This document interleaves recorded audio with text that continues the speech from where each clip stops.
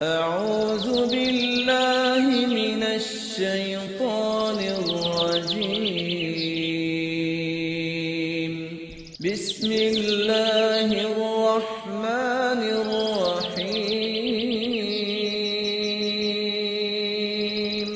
الرحمن علم القرآن خلق الإنسان علمه البيان. الحمد لله وكفى وسلام على عباده الذين اصطفى.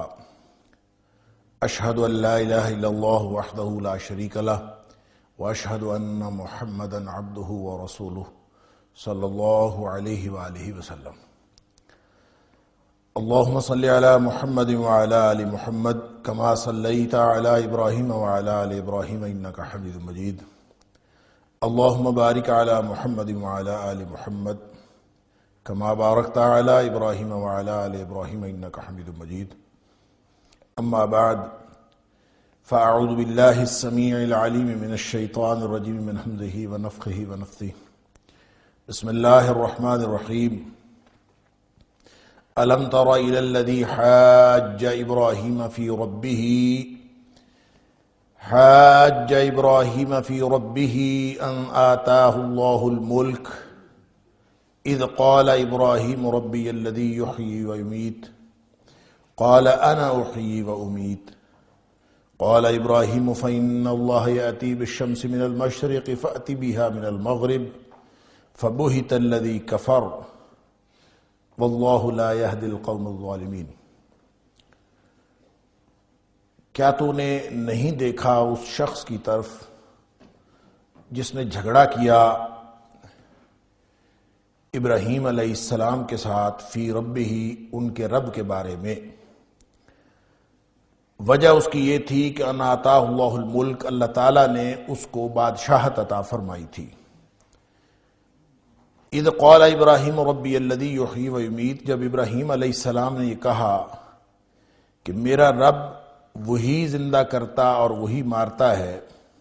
قال، تو اس شخص نے کہا انا احیی و امیت، میں بھی زندہ کرتا اور مارتا ہوں. قال ابراہیم، تو ابراہیم علیہ السلام نے کہا فإن اللہ، پس بے شک اللہ تعالی، یأتی بالشمس من المشرق، اللہ سورج کو طلوع کرتا ہے، لے کے آتا ہے مشرق کی جانب سے. فأتی بہا من المغرب، تو اس کو لے آ مغرب کی جانب سے. فبہت الذی کفر، تو پس ہکا بکا رہ گیا، حیرت زدہ رہ گیا وہ شخص جس نے کفر کیا. واللہ لا یہدی القوم الظالمین، اور اللہ تعالی ظالموں کی قوم کو کبھی ہدایت نہیں دیا کرتا. آیت نمبر 258 ہے سورہ بقرہ کی، اور یہاں سے ایک رکوع شروع ہو رہا ہے، 35واں رکوع سورہ بقرہ کا. اور میں نے یہ عرض کیا تھا گزشتہ درس میں کہ 254 نمبر آیت جو ہے اس میں بھی اللہ کریم نے جو ترغیب دی ہے اور جو حکم دیا ہے وہ ہے انفاق فی سبیل اللہ کا. اور اس سے ما قبل کی آیات میں بھی یا تو انفاق فی سبیل اللہ کا موضوع چل رہا ہے اور یا قتال فی سبیل اللہ کا موضوع چل رہا ہے، جہاد اور قتال. یہ درمیان میں اللہ تعالیٰ نے عقیدے کی وضاحت فرمائی ہے، اور پوری آیت الکرسی اور اس کے بعد کی 2 آیات اور پھر یہ 3 آیات، اس میں 3 واقعات اللہ کریم نے بیان فرمائے ہیں. یہ پورا رکوع 3 آیات پر مشتمل ہے، اور ان میں یعنی 258 سے لے کر 260 نمبر آیت تک 3 آیات میں 3 واقعات اللہ کریم نے ذکر فرمائے. اور یہ بھی دراصل عقیدے کی وضاحت کے لیے. اس میں یہ سب سے پہلا واقعہ جو امام رازی کے بقول یہ 2 چیزیں ایسی ہیں جس کے کفار بالعموم منکر ہوتے ہیں. ایک ہے مبدا اور ایک ہے معاد. یعنی اس کائنات کو بنایا کس نے ہے، تخلیق کائنات کے حوالے سے، صانع کے حوالے سے، اس کائنات کے خالق کے حوالے سے لوگوں کو شبہات رہتے ہیں. اور دوسرا شبہ رہتا ہے بعث بعد الموت کے بارے میں یا حشر نشر کے بارے میں کہ جب مر جائیں گے تو مرنے کے بعد جو دوبارہ زندہ کیے جائیں گے تو اس کے بارے میں شبہ رہتا ہے۔ تو امام راضی فرماتے ہیں کہ یہ دونوں جو اشکالات ہیں جس کے بارے میں بالعموم کفار انکار کرتے ہیں اور انکار کے مرتکب ہوتے ہیں، ان دونوں کے بارے میں ان 3 آیات کے اندر اللہ کریم نے، ان 3 واقعات کے اندر اللہ کریم نے وضاحت فرمائی ہے۔ پہلے واقعے کے اندر صانع یا خالق یا مبدع کے بارے میں جو اشکالات یا ابہامات ہیں اس کی وضاحت ہے، اور مکالمہ یہ ہوا نمرود کے ساتھ۔ قرآن نے اس کا نام نہیں لیا اس شخص کا جس کے ساتھ حضرت ابراہیم علیہ السلام کا مکالمہ ہوا، نہ ہی یہ بتایا گیا کہ یہ کب ہوا مکالمہ، لیکن یہ پہلا مکالمہ صانع کے بارے میں ہے، اور آگے 2 واقعات جو بیان ہوئے ہیں وہ بھی نبیوں کے ہی واقعات ہیں، لیکن وہ دونوں واقعات حشر نشر کے بارے میں یا بعث بعد الموت کے بارے میں، یہ عقیدہ آخرت کی وضاحت کے لیے، یہ عقیدہ توحید کی وضاحت کے لیے، اور سورہ جو ہم نے پیچھے آیت الکرسی پڑھی وہ بھی ساری کی ساری عقیدہ توحید کی وضاحت کرتی ہے۔ تو گویا عقیدے کی وضاحت ہو رہی ہے کہ جہاد اور قتال، اور اب آگے ہم دیکھیں گے آیت نمبر 261 سے پھر جو شروع ہو جاتا ہے موضوع انفاق فی سبیل اللہ کا، تو اس کا مطلب یہ ہے کہ کوئی شخص اگر انفاق فی سبیل اللہ کر رہا ہو یا قتال فی سبیل اللہ کر رہا ہو اور اس کا عقیدہ اگر درست نہیں ہے، اور تصرف فی الامور کے بارے میں اور بنیادی عقائد کے بارے میں اگر اس کے کوئی اشکالات ہیں، تو ایسے عقیدے رکھنے والے لوگ وہ اپنے اعمال کی فکر کریں، کیونکہ اعمال کی بنیاد عقیدہ ہی ہوا کرتا ہے۔ اب یہ نمرود کے ساتھ جس کا نام میں نے عرض کیا کہ اللہ کریم نے قرآن میں نہیں لیا، اور یہ صرف ہمیں معلوم ہوتا ہے روایات سے کہ یہ نمرود تھا، عراق کا بادشاہ تھا۔ حضرت ابراہیم علیہ السلام عراق میں پیدا ہوئے، اور اس وقت وہاں کا جو کیپٹل تھا وہ بابل تھا، بابل شہر، جہاں آج کل کہتے ہیں کہ محل وقوع کے اعتبار سے کوفہ شہر ہے، اس کے قریب کہیں بابل شہر تھا۔ تو اس کا حکمران تھا نمرود۔ بعض نے یہ بھی کہا ہے کہ نمرود کوئی کسی کا نام نہیں تھا، یہ بالکل اسی طرح جیسے فراعنہ مصر، یعنی مصر کے سارے بادشاہوں کو فرعون کہتے تھے، اور یہ جو ایران کے سارے بادشاہوں کو کسرا کہا جاتا تھا، روم کے سارے بادشاہوں کو قیصر کہا جاتا تھا، اور حبشہ کے سارے بادشاہوں کو نجاشی کہا جاتا تھا۔ تو ہر فرعون کا الگ اپنا نام ہوتا تھا، اور اسی طرح جو اس وقت کے عراق کے بادشاہ تھے ان کا لقب ہوتا تھا نمرود۔ تو یہ کوئی خاص پرسنالٹی نہیں تھا، بلکہ یہ ان بادشاہوں میں سے، ان نمرودوں میں سے ایک نمرود تھا۔ لیکن بہت سارے مفسرین نے تخصیص کی ہے کہ یہ نمرود بن کنعان یہ اس کا نام تھا، یہ لقب نہیں تھا، بلکہ انہوں نے اس کا پورا شجرہ بھی دیا ہے، نمرود بن کنعان بن سام بن نوح، یعنی نوح علیہ السلام کی نسل میں سے تھا، اور یہ خاص اس کا نام تھا۔ بہرحال ابراہیم علیہ السلام کے دور میں جب ابراہیم علیہ السلام پیدا ہوئے اور آپ نے تبلیغ کا آغاز کیا تو اس وقت وہاں کی بادشاہت اس کے پاس تھی۔ کہا یہ جاتا ہے کہ یہ اپنے آپ کو سورج دیوتا کا اوتار سمجھتا تھا، اور اس لیے یہ اپنی پوجا کرواتا تھا اور اپنے آپ کو رب ہی کہتا تھا، اور سورج کے حوالے سے چونکہ سورج دیوتا کا اوتار اپنے آپ کو سمجھتا تھا، اس لیے یہ خاص قسم کا عقیدہ، اور لوگ اس کی پوجا کرتے تھے۔ بظاہر یہ ایک دنیاوی حکمران، ایک ایسی، لیکن اس کی حکومت ایسی لمبی چوڑی تھی کہ اس کو یہ دعویٰ ہوا کہ یہ خدا ہے، اور اس نے خدائی کا دعویٰ کیا، اگرچہ یہ اس طرح سے خدا اپنے آپ کو صانع نہیں کہتا تھا، خالق نہیں کہتا تھا۔ اور یہ بات ذہن میں رکھیے، میں پہلے بھی کئی دفعہ عرض کر چکا ہوں کہ تاریخ کا کوئی مشرک جو ہے، کوئی بھی مشرک، وہ ربوبیت کے بارے میں شک کا اظہار کبھی بھی نہیں کرتا۔ یعنی مشرکین مکہ بھی جو توحید فی الربوبیہ ہے، یا اللہ تعالیٰ کی ذات کی، یا توحید فی الذات آپ کہہ لیں، اللہ کی ذات کے بارے میں کبھی تاریخ کے کسی مشرک نے شک کا اظہار نہیں کیا۔ اور قرآن کہتا ہے کہ آپ مشرکوں سے پوچھ کے دیکھیے، مشرکین مکہ سے، کہ من خلق السماوات والارض، زمین و آسمان کو کس نے پیدا کیا، کون اس کائنات کا خالق و مالک ہے، اور رزق کون دیتا ہے، سب کچھ کے بارے میں ان کا خیال تھا کہ اللہ ہی سب کچھ کرتا ہے، لا یقولن اللہ، اللہ ہی سب کچھ کرتا ہے۔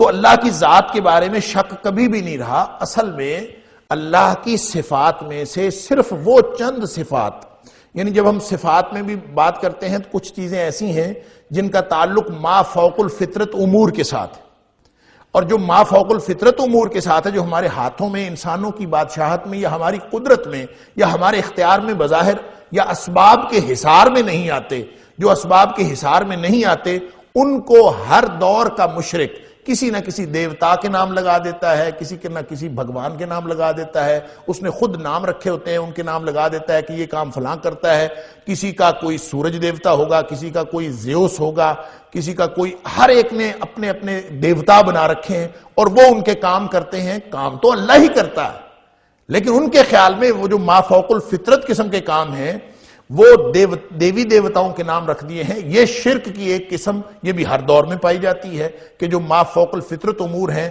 وہ آپ مختلف قسم کے ایسے لوگوں کے نام یا ایسی شخصیات یا ایسے ناموں کے نام کر دیں جن کا اگرچہ وجود ہو چاہے نہ ہو، اور آپ سمجھتے ہیں وہ کرتے ہیں، اور ان کے لیے پھر ریاضتوں اور مجاہدوں کا ایک سسٹم شروع ہو جاتا ہے۔ اور کچھ امور ایسے ہیں جو انسانی اختیار میں آتے ہیں اور انسانی جو اللہ تعالیٰ نے اسباب عطا فرمائے ہیں ان اسباب کے حصار میں آتے ہیں۔ جو اسباب کے حصار میں اللہ تعالیٰ کچھ اختیار دے دیتا ہے تو یہ بھی انسان کے ذہن میں ایک خناس پیدا کر دیتا ہے کہ میں اب با اختیار ہو گیا ہوں، اور یہی وہ بات ہے جو اللہ کے جو خدائی امور ہیں، جو الہی امور ہیں، اس کے اندر دخل اندازی کی جسارت پر انسان کو ابھارتے ہیں کہ اللہ جو بھی کچھ کرتا ہے میں کرتا ہوں۔ تو یہ تھی اصل میں اس کی خدائی کی حیثیت، اور اس کا جو دعوی بادشاہت یا دعوی خدائی تھا اس کی اصل میں حقیقت یہی تھی کہ اللہ نے اس کو بادشاہت عطا کی تھی، انا آتاہ اللہ الملک۔ اور بادشاہت امام بغوی علیہ الرحمہ نے لکھا ہے معالم التنزیل کے اندر کہ 4 لوگ ایسے گزرے ہیں جن کی بادشاہت اللہ تعالیٰ نے اتنی وسیع کی تھی کہ پوری روئے زمین پر ان کی بادشاہت تھی، یعنی پریکٹیکلی جس کو آپ دائرہ اسباب کے اندر بادشاہت کہتے ہیں کہ اللہ نے اتنے اسباب عطا فرمائے تھے کہ پوری دنیا کے اوپر ان کی بادشاہت تھی۔ تو ان میں کہتے ہیں 4 لوگ تھے، ایک تو یہ نمرود تھا امام بغوی کے بقول، ایک بخت نصر تھا جس کا ذکر بائبل کے اندر نبوکد نظر اس کو کہا جاتا ہے کہ وہ تھا، اور 2 یہ یعنی کافر تھے اور 2 مسلمان تھے۔ ایک حضرت سلیمان علیہ السلام کی جو بادشاہت تھی وہ پوری دنیا پر تھی، پوری روئے زمین پر تھی، اور ایک ذوالقرنین جس کا ذکر سورہ کہف کے اندر آتا ہے کہ آپ سے ذوالقرنین کے بارے میں سوال کرتے ہیں۔ تو امام بغوی کا خیال ہے کہ ان 4 کو اللہ تعالیٰ نے ایسی وسیع سلطنت عطا کی تھی کہ ان کفار کے، اور خاص طور پہ یہ جو نمرود ہے اس کے ذہن میں جو خناس سمایا تھا اس کی سلطنت کی وسعت کی وجہ سے تھا۔ اسی لیے اللہ کریم فرماتے ہیں ان آتاہ اللہ الملک، اس کو اللہ تعالیٰ نے چونکہ بادشاہت اتنی وسیع عطا کی تھی، یہی وجہ بنی اس کے اس مکالمے کی اور اس مباحثے کی کہ اس نے جھگڑا کیا حضرت ابراہیم علیہ السلام کے ساتھ۔ اور یہ جو حاجہ ہے یہ باب مفاعلہ سے حاج جیم جیم یعنی حجہ، یہی اس کا جو مادہ ہے جس کا معنی ارادہ کرنا بھی ہوتا ہے، اور اس کا ایک معنی ہوتا ہے باز رکھنا۔ اور جب باب مفاعلہ سے آتا ہے تو اصل میں اس کا معنی جھگڑا کرنا اس لیے کہتے ہیں کہ ہر فریق دوسرے کو اس کی رائے سے باز رکھنے کی کوشش کرتا ہے، تو اس لیے اس کا معنی مرادی معنی جھگڑا ہو جاتا ہے۔ تو وہ مباحثے میں ایسا جھگڑا نہیں ہے کہ جس میں ایک دوسرے کو جو ہے فزیکلی آپ اس کے ساتھ کوئی تلخی پر اتر آئیں، بلکہ اس سے مراد آراء کا تبادلہ اور دوسرے کو اپنی رائے سے باز رکھنے کی بات کرنا۔ حضرت ابراہیم علیہ السلام کے ساتھ یہ مکالمہ اور یہ مباحثہ کب ہوا، اس کے بارے میں مفسرین کی مختلف آراء ہیں۔ بہت سارے مفسرین کا خیال یہ ہے کہ جس وقت حضرت ابراہیم علیہ السلام کو طے پا گیا بت توڑنے کے بعد، جب ابراہیم علیہ السلام نے بت توڑے تھے اور بت توڑنے کے بعد جب طے پا گیا کہ ان کو جلا دیا جائے گا، اور ان کو جلانے کے لیے جب لے جایا جا رہا تھا، اور اس منجنیق کے اندر جو ایک مشین بنائی تھی کڑکی سی جس میں ڈال کے ان کو پھینکنا تھا چیخا کے اندر، تو وہ جب وہاں پہ لے جایا جا رہا تھا تو اس دوران اس نے پہلے ان کی پیشی ہوئی نمرود کے ہاں، اور نمرود نے ان کے ساتھ یہ مباحثہ کیا۔ یہ اس وقت کی بات ہے کہ بتاؤ خدا کہاں ہے، اور پھر اس کے بعد چونکہ وہ لاجواب ہو گیا، اور اس کے لیے اس نے پھر بالآخر وہی سمجھا کہ ہم ایسے کرتے ہیں کہ ان کو جلا دیتے ہیں۔ تو یہ اس وقت کی بات ہے، حضرت ابراہیم علیہ السلام کو آگ میں پھینکے جانے سے پہلے یہ طے ہوا تھا۔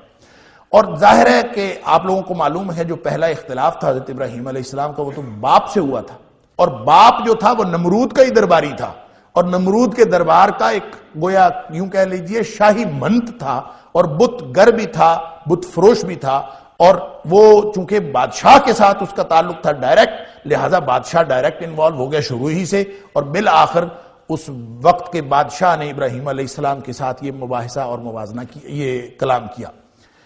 لیکن ایک دوسری روایت جو امام بغوی نے لکھی ہے معالم التنزیل میں، وہ یہ ہے کہ یہ اس وقت کی بات نہیں ہے، یعنی قبل آگ میں پھینکے جانے سے قبل کی بات نہیں، اور یہ بات ہے اس وقت کی جب ابراہیم علیہ السلام کو آگ میں پھینک دیا گیا، آگ نے نہیں جلایا، بعد ازاں ابراہیم علیہ السلام وہاں سے ہجرت کر گئے، علاقہ چھوڑ گئے۔ اب جب علاقہ چھوڑ دیا تو بعد میں ایک وقت آیا کہ ہر طرف قحط پڑ گیا۔ اس قحط کی وجہ سے جو غلہ تھا اس کا ذخیرہ صرف اور صرف نمرود کے پاس تھا، تو لوگ مختلف علاقوں سے آتے تھے نمرود کے پاس غلہ لینے کے لیے۔ اور اگرچہ روایت تو یہ اسرائیلی ہے اور اس کا کوئی اتھینٹسٹی کچھ کہی نہیں جا سکتی، لیکن امام بغوی نے اس روایت کو بہت وضاحت کے ساتھ بیان کیا ہے کہ جب حضرت ابراہیم علیہ السلام بھی ان لوگوں میں سے تھے جو نمرود کے دربار میں سے غلہ لینے آئے تھے، اور جو شخص غلہ لینے آتا تھا تو یہ نمرود اس سے سوال کرتا تھا، کیونکہ اس وقت سب لوگ مجبور تھے، تو لوگوں کی مجبوری کا فائدہ اٹھا کے، اور یہ دنیا کے جتنے بھی باطل حکمران ہوتے ہیں ان کا طریقہ کار یہی ہوتا ہے کہ جب ان کے دماغ میں فرعونیت چھائی ہوتی ہے اور ان کی گردن میں جو ہے وہ خاص قسم کا ایک اکڑن آئی ہوتی ہے، تو وہ لوگوں سے اپنا آپ منواتے ہیں۔ تو چونکہ وہ مجبوری کی حالت تھی تو جو بھی شخص اس کے پاس غلہ لینے کے لیے آتا تھا اس سے یہ سوال کرتا تھا کہ رب کس کو مانتے ہو؟ تو جب جو کہہ دیتا تھا کہ میں تجھے رب مانتا اس کو دانے دے دیتا تھا، اور جو نہیں مانتا تھا اس کو وہ غلہ نہیں دیتا تھا۔ یہ اصل میں اس نے ایک سسٹم ڈیولپ کر لیا ہوا تھا۔ تو جب ابراہیم علیہ السلام آئے تو ابراہیم علیہ السلام سے بھی اس نے یہی سوال کر دیا۔ تو جب یہ سوال ابراہیم علیہ السلام کے ساتھ ہوا تو ابراہیم علیہ السلام نے اس سے کہا کہ ربی الذی یحیی و یمیت، میرا رب تو نہیں ہے، میرا رب۔ اب ابراہیم علیہ السلام کو یہ مجبوری تو نہیں تھی کہ وہ غلہ نہیں دے گا تو میں بھوکا مر جاؤں گا یا کچھ، تو ابراہیم علیہ السلام نے اس کے دربار میں وہ سچ بولا جو کسی کو جرت نہیں ہو رہی تھی، اور ابراہیم علیہ السلام نے کہا کہ میرا رب تو نہیں ہے، میرا رب تو وہ ہے جو زندہ کرتا اور مارتا۔ اس نے فوراً ہی حضرت ابن عباس رضی اللہ تعالی عنہ کی روایت کے مطابق اس نے فوراً ہی 2 قیدی منگوائے، اور قیدی منگوا کے اس نے ایک کو جو ہے وہ قتل کر دیا اور دوسرے کو چھوڑ دیا۔ اس نے کہا انا احیی و امیت، ایک کو میں نے زندگی دے دی، ایک کو میں نے موت دے دی، یہ کام تو میں بھی کرتا ہوں۔ اگر تجھے یہ مسئلہ ہے کہ میں تیرا رب یہ کرتا ہے تو میں بھی کر لیتا ہوں۔ اب یہ بات معلوم تھی، اور ابراہیم علیہ السلام کو تو کما حقہ معلوم تھی، لیکن سب کو معلوم تھی کہ ابراہیم علیہ السلام نے جو کہا ربی الذی یحیی و یمیت کہ میرا رب زندہ کرتا اور مارتا ہے، اس کا یہ معنی ہرگز نہیں تھا جو کٹ حجتی اس نے کی تھی۔ یحیی و یمیت کا معنی یہ تھا کہ اللہ تعالی عدم سے وجود بخشتا ہے اور پھر وجود سے عدم میں لے جاتا ہے۔ یہ زندگی اور موت، چیزوں کا پیدا کرنا اور ختم کرنا، اور یہ سب کا سب یہ اللہ کے اختیار میں ہے، کسی اور کے اختیار میں نہیں ہے۔ ہم اس دنیا میں آتے ہیں پھر چلے جاتے ہیں، سب دیکھ رہے ہیں کہ کچھ لوگ ایک خاص وقت کے لیے آتے ہیں پھر اس کے بعد موت آ جاتی ہے۔ یہ ایک ایسی حقیقت ہے جس کا کوئی کافر بھی، کوئی دہریہ بھی انکار نہیں کر سکتا۔ اور ابراہیم علیہ السلام کی دلیل اصل میں یہ تھی کہ یہ جو عدم سے وجود بخشنا اور وجود سے عدم میں لے جانا، یہ اس کا اختیار کسی اور کے پاس نہیں ہے سوائے اللہ کے، یہ اصل میں بتانا مقصود تھا۔ لیکن چونکہ وہ کافر کٹ حجتی پر اترا ہوا تھا، ایک تو کافر کی ویسے مت ماری ہوتی ہے اپنے کفر کی وجہ سے اور اپنے شرک کی وجہ سے، اور دوسرا یہ ہے کہ وہ تو تھا ہی کٹ حجتی پر اترا ہوا، اور اس نے ابراہیم علیہ السلام کی اس دلیل کا جواب اس طرح سے ڈھونڈا کہ اس نے ایک شخص کو قتل کر دیا اور ایک شخص کو زندہ چھوڑ دیا اور کہا قال انا احیی و امیت۔ اس پر ابراہیم علیہ السلام یہ کہہ سکتے تھے کہ کیونکہ ابراہیم علیہ السلام تو جانتے تھے کہ اصل میرا سوال کیا ہے اور اصل حقیقت کیا ہے اور اس کی کٹ حجتی کی حقیقت کیا ہے۔ سادہ سی بات تھی کہ ابراہیم علیہ السلام اسی پر یہ سوال کر دیتے کہ چلیں ٹھیک ہے، اگر تم موت اور زندگی کا اختیار رکھتے ہو تو جس کو مارا ہے نا ابھی، اس کو زندہ کر کے دکھا دو۔ ابراہیم علیہ السلام نے یہ نہیں کہا، اور یہ بڑا، جب کسی کے ساتھ مباحثہ ہو رہا ہو تو پھر یہ دلیل تو بنتی ہے کہ جس کو تم نے مار دیا ہے اب اس کو زندہ کر کے دکھاؤ، تو اسی سے پتہ چل جائے گا کہ تمہارے پاس اختیار ہے کہ نہیں۔ لیکن ابراہیم علیہ السلام نے یہ نہیں کہا۔ اس میں بہت بڑا سبق ہے مباحثہ کرنے والوں کے لیے، مکالمہ کرنے والوں کے لیے، کہ جب کفر یا شرک کٹ حجتی پر اترا ہوا ہو تو انبیاء کا طریقہ کار یہ نہیں ہے کہ ان کی کٹ حجتی میں بحث برائے بحث کرے، بلکہ فوراً ہی اس دلیل کو چھوڑ دیا کہ اس احمق کو یہ سمجھ نہیں آ رہی یا یہ سمجھنا نہیں چاہتا، تو اس دلیل کو آگے نہیں بڑھایا، فوراً ایک نئی دلیل پیش کر دی، کیونکہ اصل معاملہ اور اصل جو مطمع نظر ہوتا ہے نبی کا وہ احقاق حق ہوتا ہے، حق بتانا اور حق کو ظاہر کرنا ضروری، وہ ان کا مقصد ہوتا ہے۔ یہ مقصد نہیں ہوتا کہ ان کو جو ہے وہ آپ نے صرف اور صرف ان کی دلیل میں خاموش کرنا ہے، یہ مقصد نہیں ہوتا، وگرنہ اس دلیل پر بھی خاموش کیا جا سکتا تھا کہ جب اس نے اس کو مارا تو اسی کو کہہ دیا جاتا اب اس کو زندہ کر کے دکھاؤ، تو وہ اسی پر خاموش ہو جاتا، نہیں، بلکہ نئی دلیل پیش کی ہے۔ کیا مطلب؟ آپ ایک میدان میں اگرچہ کفار کے پاس اور مشرکین کے پاس کوئی دلیل نہ ہو، تو جس دلیل میں وہ اپنے آپ کو، وہ اپنی بات کو دلیل سمجھ رہے ہیں، تو بجائے یہ کہنے کے کہ تمہاری دلیل غلط ہے، آپ کوئی نئی دلیل ایسی پیش کریں کہ جس کے بعد ان کی کٹ حجتی کا جواب بھی موجود نہ ہو۔ لہذا ابراہیم علیہ السلام نے کہا کہ چلیں یہ بتاؤ کہ فَإِنَّ اللَّهَ يَأْتِي بِالشَّمْسِ مِنَ الْمَشْرِقِ فَأْتِ بِهَا مِنَ الْمَغْرِبِ، کہ میں تو اس کو، میرا رب جو ہے وہ مشرق سے سورج نکالتا ہے، تو مغرب سے نکال کے دکھا دے۔ ویسے بھی چونکہ سورج دیوتا کا اوتار اپنے آپ کو وہ سمجھتا تھا، تو اب تو گویا اس کا اپنا فیلڈ تھا اور اس کا اپنا میدان تھا، تو اب سورج کو اس میں سے نکالنا کیا مسئلہ تھا۔ اچھا، اس پر بھی مختلف مفسرین نے لکھا ہے، اور خاص طور پہ امام بغوی نے، کہ اگر وہ تھوڑا سا اپنے ہوش حواس قائم رکھتا نا تو وہ سوال کراس کوسچن کر سکتا تھا حضرت ابراہیم علیہ السلام کو۔ وہ یہ کہہ سکتا تھا کہ یہ جو سورج مشرق سے نکالتا ہوں یہ تو میں نکالتا ہوں، یعنی جس طرح کی کٹ حجتی اس نے پہلے کی تھی اسی طرح کی یہ کٹ حجتی بن سکتی تھی۔ وہ کہتا کہ یہ میں نکالتا ہوں اور تو اپنے رب سے کہہ کہ وہ اس کو مغرب سے نکال کے دکھا دے، یہ سورج کو مشرق سے تو میں نکالتا ہوں، تو اس کو کہہ کہ وہ مغرب سے نکال دے۔ اللہ اکبر، کٹ حجتی تو بنتی ہے، لیکن جو مفسرین نے یہاں پہ ایک بات لکھی ہے بہت ہی خوبصورت، اس نے کیوں نہیں کہا؟ اس کا ایک معنی تو اکثر مفسرین لکھتے ہیں کہ اس کے وہ کافر مشرک کی مت ماری ہوتی ہے، اس کے دماغ میں یہ دلیل آئی ہی نہیں ہے، لیکن امام بغوی کہتے ہیں کہ ایسا نہیں ہے کہ اس کے ذہن میں یہ دلیل نہیں آئی، دلیل آئی اس کے ذہن میں۔ اس کو معلوم تھا کہ جس طرح کی کٹ حجتی اس نے پہلے کی ہے وہ کہہ سکتا تھا کہ یہ سورج مشرق سے میں نکالتا ہوں، تو اپنے رب سے کہہ کہ مغرب سے نکالو۔ یہ اس نے اس لیے نہیں کہا کہ وہ اس کو پختہ یقین تھا کہ یہ سورج میں تو نہیں نکالتا، یہ ابراہیم علیہ السلام کا رب بھی نکالتا ہے، اس کو یہ یقین تھا۔ اور اگر وہ یہ کہہ بیٹھتا کہ یہ میں نکالتا ہوں اور تو اپنے رب سے کہہ کہ وہ اس کو مغرب سے نکال دے، اس کو یہ یقین تھا کہ سورج مغرب سے نکل آنا تھا۔ اگر وہ ابراہیم علیہ السلام کو کہہ دیتا کہ تو اپنے رب سے کہہ کہ وہ مغرب سے نکال کے دکھا دے، کیونکہ اس کو معلوم تھا کہ اگر وہ یہ کٹ حجتی کرتا تو سورج مغرب سے نکل آتا، اس لیے اس نے وہ بات نہیں کہی، بلکہ ہکا بکا رہ گیا کہ اب وہ کیا کہے، کہ اس میں جو کرنے والی بات تھی کہ یہ میں کرتا ہوں وہ بھی وہ نہیں کر سکتا، اب اس کے پاس کوئی بات کرنے کی تھی ہی نہیں، اس لیے فرمایا فَبُهِتَ الَّذِي كَفَرَ۔ یہ جو بات ہے نا، باہتا یبہت، اس سے مجہول ہے بہت، تو کہا یہ جاتا ہے کہ یہ اس کا جو لفظی معنی ہوتا ہے، ویسے تو حیرت زدہ ہو جانا کیا جاتا ہے اس کا ترجمہ کہ وہ حیرت زدہ ہو گیا، لیکن لغت میں جب آپ اس کو دیکھیں تو خاص طور پر تاج العروس کے اندر اس کا ایک معنی لکھا ہوا ہے گرفت میں آ جانا، پکڑا جانا۔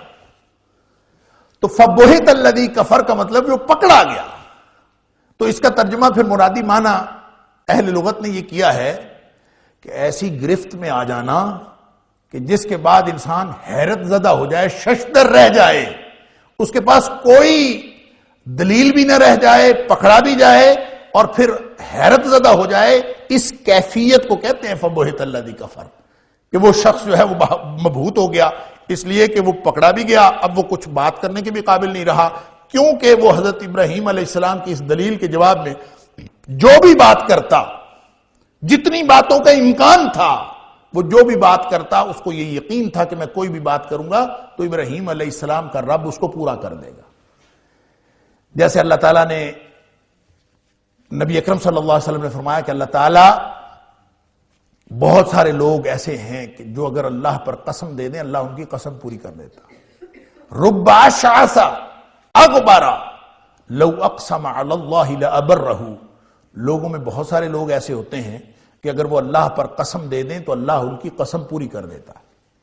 کیوں پوری کر دیتا ہے؟ اس لیے پوری کر دیتا ہے کہ یہ وہ لوگ ہوتے ہیں جنہوں نے زندگی میں اللہ کی کسی ایک حکم کی بھی نافرمانی نہیں کی ہوتی، اور جنہوں نے اللہ کے کسی حکم کی نافرمانی پوری زندگی میں نہیں کی ہوتی، جب وہ اللہ سے درخواست کرتے ہیں یا کسی معاملے میں پھنس کے اللہ پر قسم دے دیتے ہیں، اللہ ان کی قسم پوری کرتا ہے، اللہ ان کی لاج رکھتا ہے.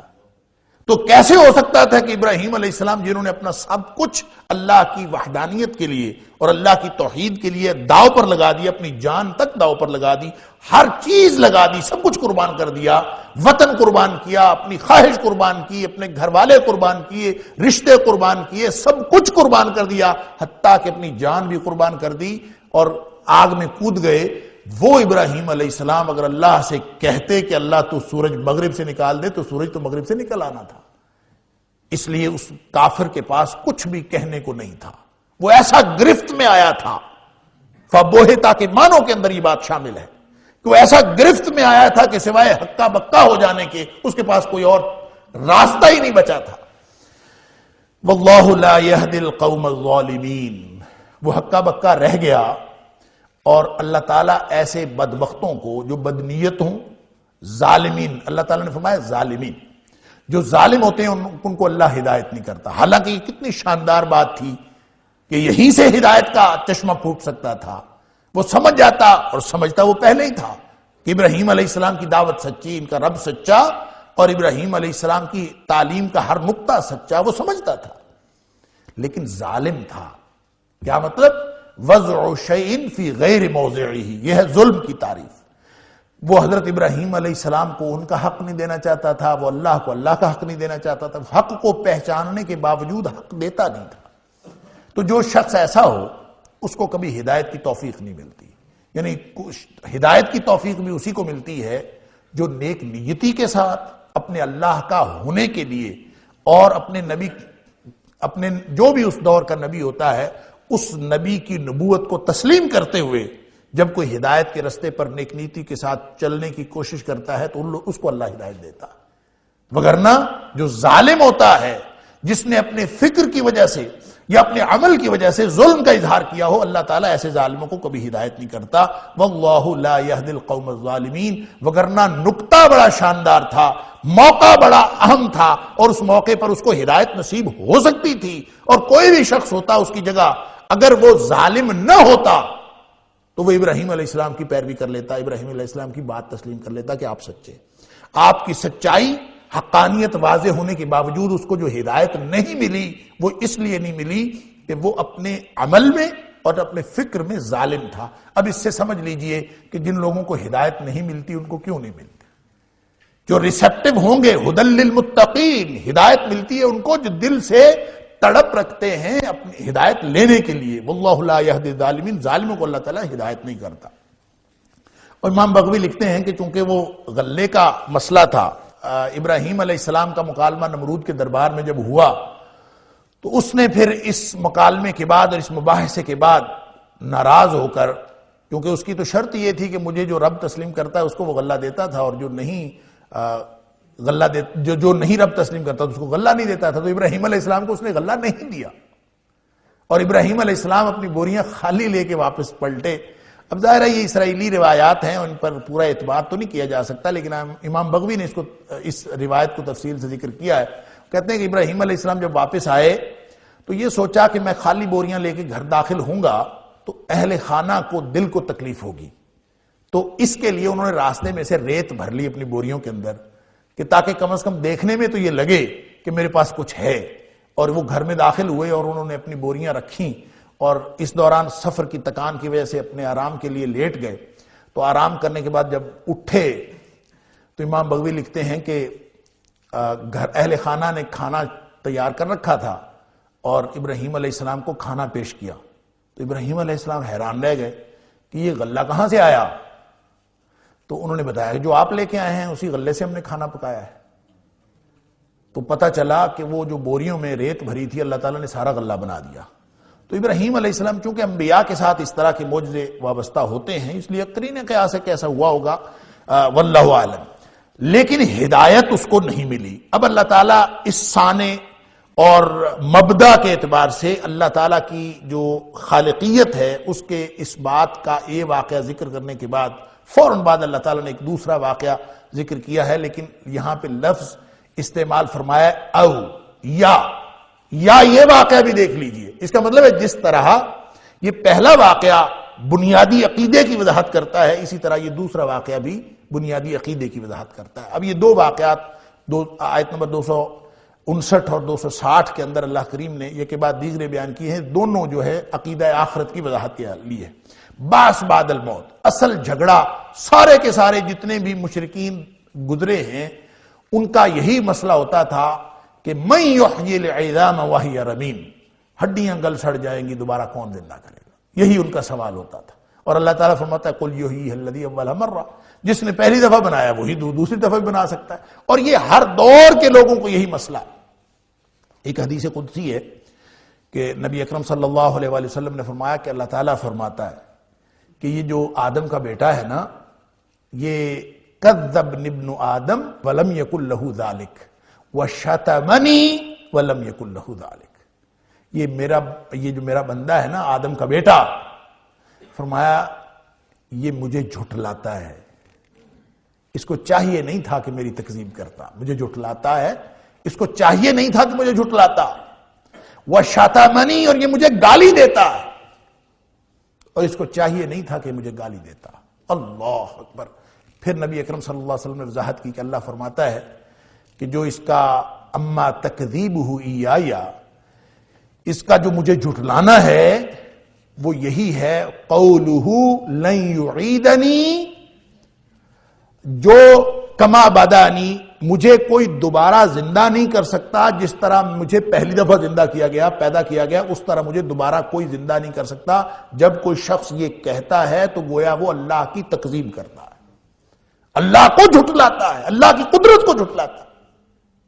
تو اس تکذیب کا جواب یہاں دیا گیا ہے کہ یہ جو ابن آدم اور تاریخ کا ہر مشرک یہی کہتا رہا کہ کون زندہ کرے گا دوبارہ، اور جگہ جگہ اللہ تعالیٰ نے فرمایا، کہیں کہا کہ ہڈیاں جب گل سڑ جائیں گی تو کیسے دوبارہ زندہ کیا جائے گا، جب ہم خاک ہو جائیں گے تو دوبارہ کون، ذالک رجع بعید، یعنی قرین قیاس ہی نہیں ہے، دور دور تک خیال میں نہیں بات آتی کہ مر گیا، ہڈیاں ختم ہو گئی، مٹی ہو گیا، دوبارہ کیسے؟ اذا متنا وکنا ترابا، مر گئے مٹی ہو گئے، ذالک رجع بعید، پھر کون لائے گا، یہی سمجھ میں نہیں آتی تھی۔ تو او یا کلذی، اس شخص کو دیکھ لیجئے، مر علی قریۃ، جو گزرا ایک بستی پر سے، وہی خاویۃ علی عروشہا، اور وہ بستی گری پڑی تھی، علی عروشہا، اپنی چھتوں پر۔ اس کا معنی یہ ہے، خاویہ دو معنوں میں استعمال ہوتا ہے، کسی چیز کے خالی ہو جانے کے حوالے سے بھی استعمال ہوتا ہے اور گر جانے کے اعتبار سے۔ خول بیت، گھر خالی ہو گیا یا گھر گر گیا، دونوں معنوں میں استعمال ہوتا ہے۔ تو جب خاویۃ علی عروشہا ہے تو اس کے دو معنی مترجمین نے کیے ہیں۔ ایک تو یہ کہ وہ گھر جو تھا وہ ویران تھا، خاویہ ساقطہ کو معنوں میں بھی ہے کہ پوری بستی گری پڑی تھی، ختم ہوئی پڑی تھی، کھنڈر بنی پڑی تھی، لیکن ساتھ ویران بھی تھی، یہاں پہ کوئی جیسے کبھی کوئی نہ رہا ہو۔ ویرانی اور تباہی و بربادی دونوں ظاہر ہیں لفظ خاویہ سے۔ علی عروشہا، چھتوں کے بل۔ اب چھتوں سے مراد کوئی خاص سیمنٹ کی یا خاص گارے کی یا اینٹوں کی چھتیں نہیں ہیں، بلکہ عرش یا عریش ہر اس چیز کو کہتے ہیں یا ہر اس سائبان کو کہتے ہیں جو انسان اپنے آپ کو دھوپ سے بچانے کے لیے اپنے اوپر لیتا ہے، وہ چھت ہوتی، وہ چاہے کپڑے کی ہو، کسی بھی چیز کی، وہ چھت۔ علی عروشہا، چھتوں کے باوجود وہ گری پڑی تھی۔ بعض نے اس کا بڑا ایک اچھوتا اور نادر ترجمہ کیا ہے کہ چھتیں موجود تھیں، سب کچھ۔ علی کا مطلب ہے باوجود، انہوں نے یہ ترجمہ کیا۔ کہ یہ چھتوں کے باوجود، چھتیں موجود تھیں، گھر کھڑے تھے، لیکن سارے ویران ہوئے پڑے تھے. لیکن جو قرآن کی یہ اس واقعے کے بیان کی اعجازی حیثیت ہے وہ یہ بتاتی ہے کہ اکیلا یہ نہیں تھا کہ وہ ویران تھا، بلکہ وہ گری پڑی تھی. اسی لیے تو سوال ہوا آگے، جو سوال کیا اس شخص نے جس کا نام حضرت علی رضی اللہ تعالیٰ عنہ کی روایت کے مطابق علامہ ابن کثیر نے لکھا ہے کہ ان کا نام عزیر تھا، جو بعد میں اللہ کے نبی بنے، حضرت عزیر علیہ السلام. تو اللہ کے نبی تھے، گویا یہ بات بھی اللہ کے نبی کی ہے، اگلی حضرت ابراہیم علیہ السلام کی ہے، پچھلی بھی حضرت ابراہیم علیہ السلام کی تھی. تو عزیر علیہ السلام اللہ کے بیٹے تھے. تو یہ ایک بہت ہی نادر واقعہ ہوا کہ انہوں نے وہ بستی دیکھی، اور بستی جو تھی وہ ویران بھی تھی، اور علی عروشہا کا معنی یہ ہے کہ وہ صرف ایسا نہیں تھا کہ چھتیں موجود تھیں اور وہ ویران پڑی تھی، چھتیں گری پڑی تھیں، اور سارے گھر، پوری کی پوری بستی اپنے چھتوں پر گری پڑی کا معنی یہ ہے کہ چھتیں پہلے گریں، اس کے بعد ان کے اوپر دیواریں گریں علی عروشہا. اور جس طرح سے پوری بستی کی تباہی و بربادی کا نقشہ اگر کوئی شخص اپنے ذہن میں کھینچ سکے تو وہ یہی بنتا کہ پہلے اس کی چھتیں گریں، اس کے بعد دیواریں بھی گر جائیں، کوئی چیز باقی نہیں تھی. یعنی اگر کوئی ایک آدھ چیز باقی ہو تو پتہ چلتا ہے کہ بستی تھی، لیکن وہ بالکل ہی ویران اور کھنڈر بنی ہوئی بستی. اس کو دیکھا تو دل میں خیال آیا، قال، کہا، انا. یہ جو انا ہے یہ دو معنوں میں استعمال ہوتا ہے، اینا کے معنوں میں بھی استعمال ہوتا ہے یعنی کہاں، اور کیفا کے معنوں میں بھی استعمال ہوتا ہے یعنی کیسے. تو یہاں یہ کیفا کے معنوں میں استعمال ہوا ہے. انا یحیی ہذہ اللہ بعد موتہا، کیسے زندہ کرے گا اللہ تعالیٰ اس بستی کو اس کے مر جانے کے بعد. یعنی یہ جو بالکل کھنڈر بنی پڑی بستی ہے اس کو زندہ دوبارہ کیسے کرے گا اللہ تعالیٰ. یہ خیال آیا حضرت عزیر علیہ السلام. پہلے ہم پورا ترجمہ دیکھ لیتے ہیں، پھر دیکھتے ہیں کہ یہ مفسرین نے اس واقعے کو کہاں تاریخ کے اعتبار سے فٹ کیا. فَأَمَاتَهُ اللَّهُ، پس اللہ نے موت دے دی، 100 عام، 100 سال تک اللہ تعالیٰ نے ان کو موت دے دی. ثم بعث، پھر ان کو دوبارہ زندہ کیا. قال، تو کہا، کم لبثت، کتنے دیر تو پڑا رہا. قال، تو انہوں نے کہا، لبثت یوما او بعض یوم، میں یا تو ایک دن پڑا رہا ہوں یا دن کا کچھ حصہ. اس کی وجہ یہ ہے کہ گھڑی تو تھی نہیں، ٹائم کہاں سے دیکھتے تھے؟ ٹائم دیکھتے تھے سورج کی موومنٹ کے اعتبار سے، اس کا حساب رکھتے تھے کہ اب ظاہر ہے کہ جب سورج ڈوب جاتا تھا تو پھر ستاروں کا حساب رکھتے تھے کہ کہاں کون سا ستارہ، اور اس سے اندازہ ہوتا تھا کہ رات کا کتنا پہر گزر چکا ہے. تو دن میں جو ہے وہ سورج کے حساب سے اندازہ کرتے تھے. تو کہتے ہیں کہ حضرت عزیر علیہ السلام جب ان کو نیند طاری کی تھی 100 سال کے لیے اللہ تعالیٰ نے، تو اس وقت صبح کا ٹائم تھا، سورج جو تھا وہ نکلنے کے یعنی طلوع کے بعد کا ٹائم تھا. اور جب وہ دوبارہ زندہ کیے گئے تو اس وقت سورج غروب ہونے کے قریب تھا. تو انہوں نے اندازہ کیا یومن او بعد یوم، یا تو یہ کل کی بات ہوگی زیادہ سے زیادہ، تو آج میں ہو گیا ہوں، یا پھر صبح اور شام کی بات ہے. یومن او بعد یوم کا یہی معنی ہے. قال، اللہ تعالیٰ نے فرمایا، بل لبثت 100 عام، تو 100 سال پڑا رہا ہے. فانظر، پس دیکھو، الی طعامک، اپنے کھانے کی طرف، و شرابک، اور اپنے پینے کی طرف، لم یتسنہ، کہ وہ گلا سڑا نہیں ہے. تسنہ کسی چیز کا پرانا ہو جانا جس پر سالوں بیت گئے ہوں. سنہ کے لفظ اس کا سانحہ، سانحہ یا سانحہ اس کا مادہ ہے سین نون ہا، وہی جس سے ہم سال کہتے ہیں. تو یہ تسنہ جس پر سال بیت گئے ہوں اور کوئی چیز اتنی پرانی ہو گئی ہو کہ گل سڑ جانا، کسی چیز کا خراب ہو جانا، یہ تسنہ کا مطلب. لم یتسنہ، وہ گلا سڑا نہیں ہے. وانظر الی حمارک، اور تو نگاہ ڈال اپنے گدے کی طرف. وَلِنَجْعَلَكَ آیَةً لِلنَّاسِ، گدھا بھی نشانی ہے، اور وَلِنَجْعَلَكَ، تجھے بھی ہم نشانی بنا رہے ہیں. آیَةً لِلنَّاسِ، لوگوں کے لیے، یعنی خود حضرت عزیر علیہ السلام بھی نشانی تھے. اب اس کا بھی کوئی کیا معنی مفسرین نے کیا، میں عرض کرتا ہوں. وانظر الی العظام، ہڈیوں کی طرف دیکھو، یعنی گدھے کی ہڈیوں کی طرف. کیف ننشزها، کیسے ہم اٹھاتے ہیں ان کو اور اس کی مناسب جگہ پر رکھتے ہیں. ثم نکسوها لحما، یعنی وہ ہڈیوں کا ڈھانچہ جوڑا، پھر اس کے اوپر ہم کیسے اس کا گوشت چڑھاتے ہیں، ان کو دیکھو. فلما تبین له، جب یہ سارا کچھ اپنی آنکھوں کے سامنے دیکھا، قال، تو کہا، اعلم، اب میں جان گیا ہوں، ان اللہ بے شک اللہ تعالیٰ علی کل شیء قدیر ہر چیز پر قدرت رکھنے والا ہے۔ اب بات یہ ہے کہ حضرت عزیر علیہ السلام یہ کس بستی کے پاس سے گزرے تھے؟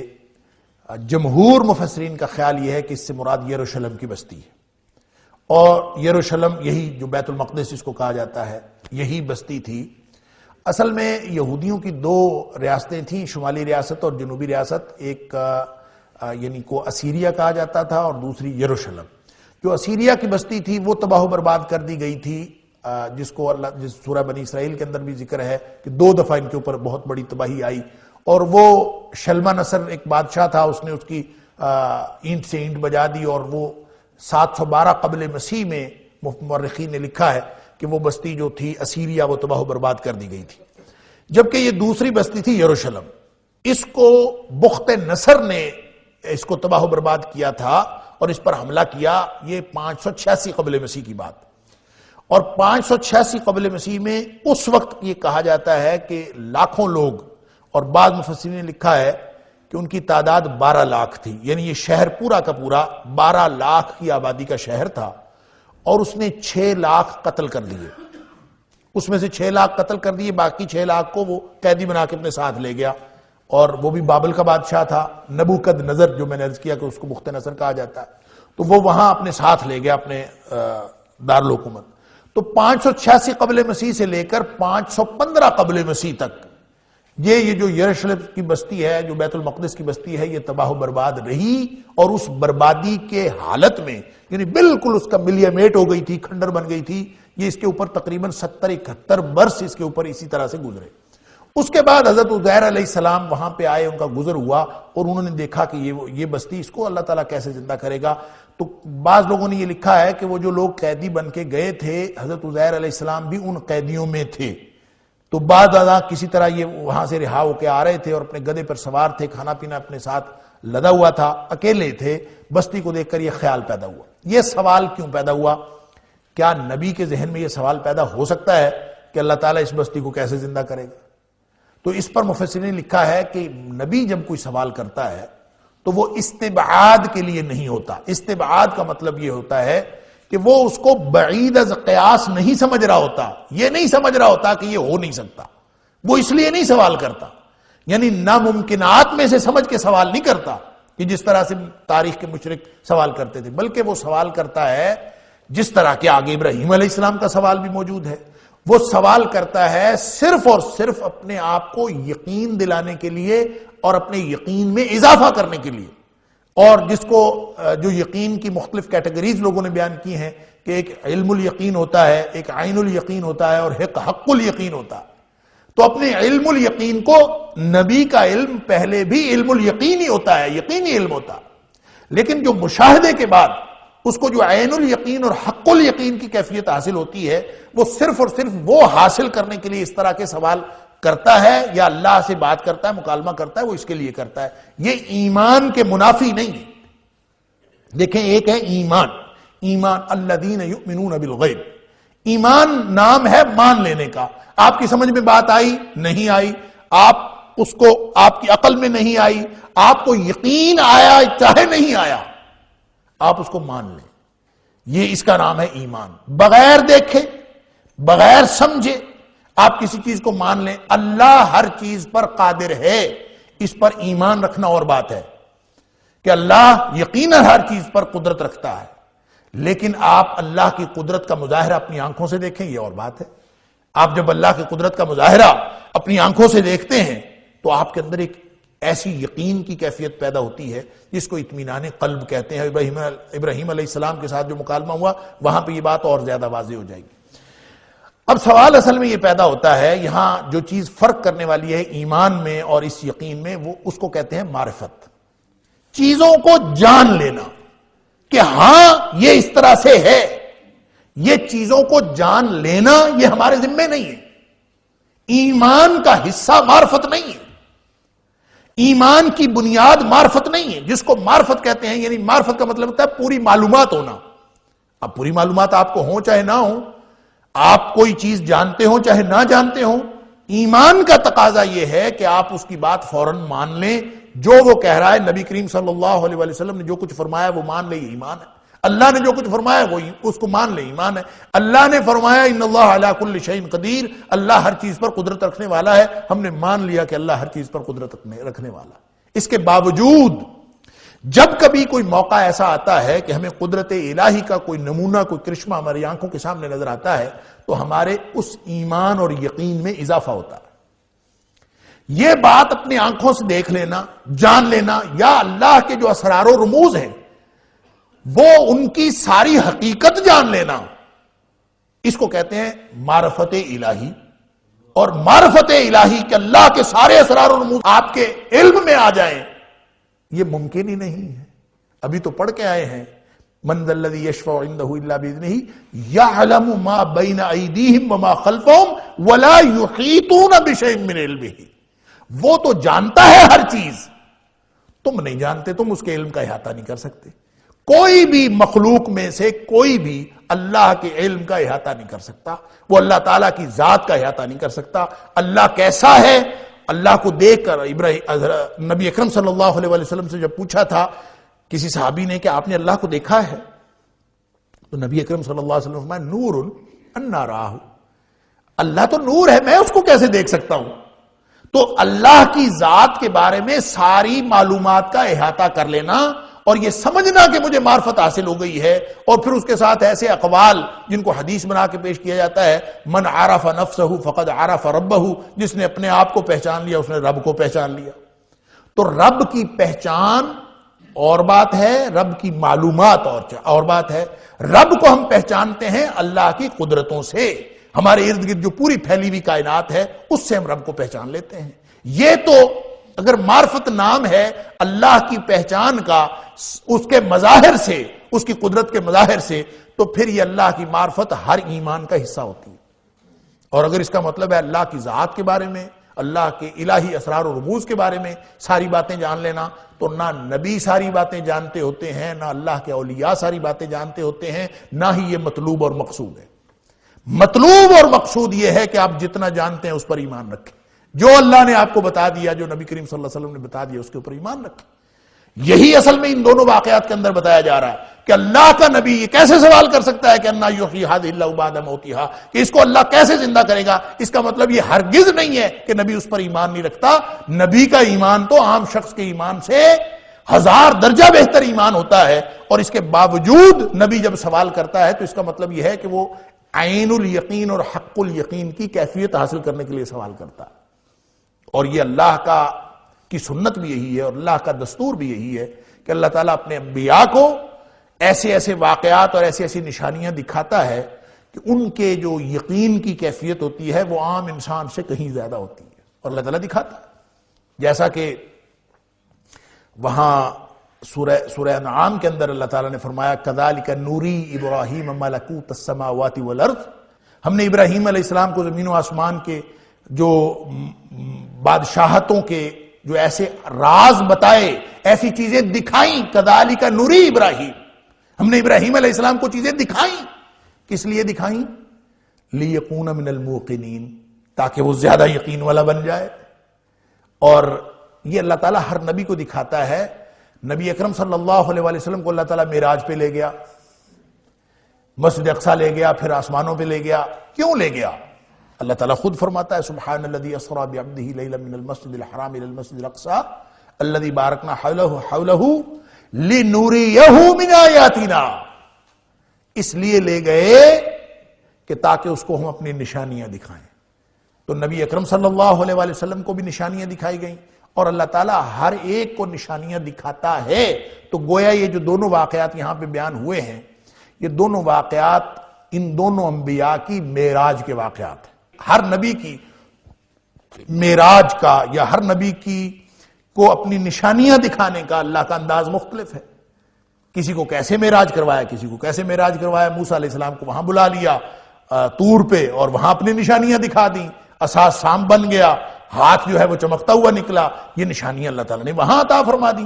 تو ہر ایک کو، ہر نبی کو اللہ تعالیٰ کوئی نہ کوئی نشانیاں ایسی بتاتا ہے اور ایسی دکھاتا ہے جس سے ان کے یقین میں اضافہ ہوتا ہے۔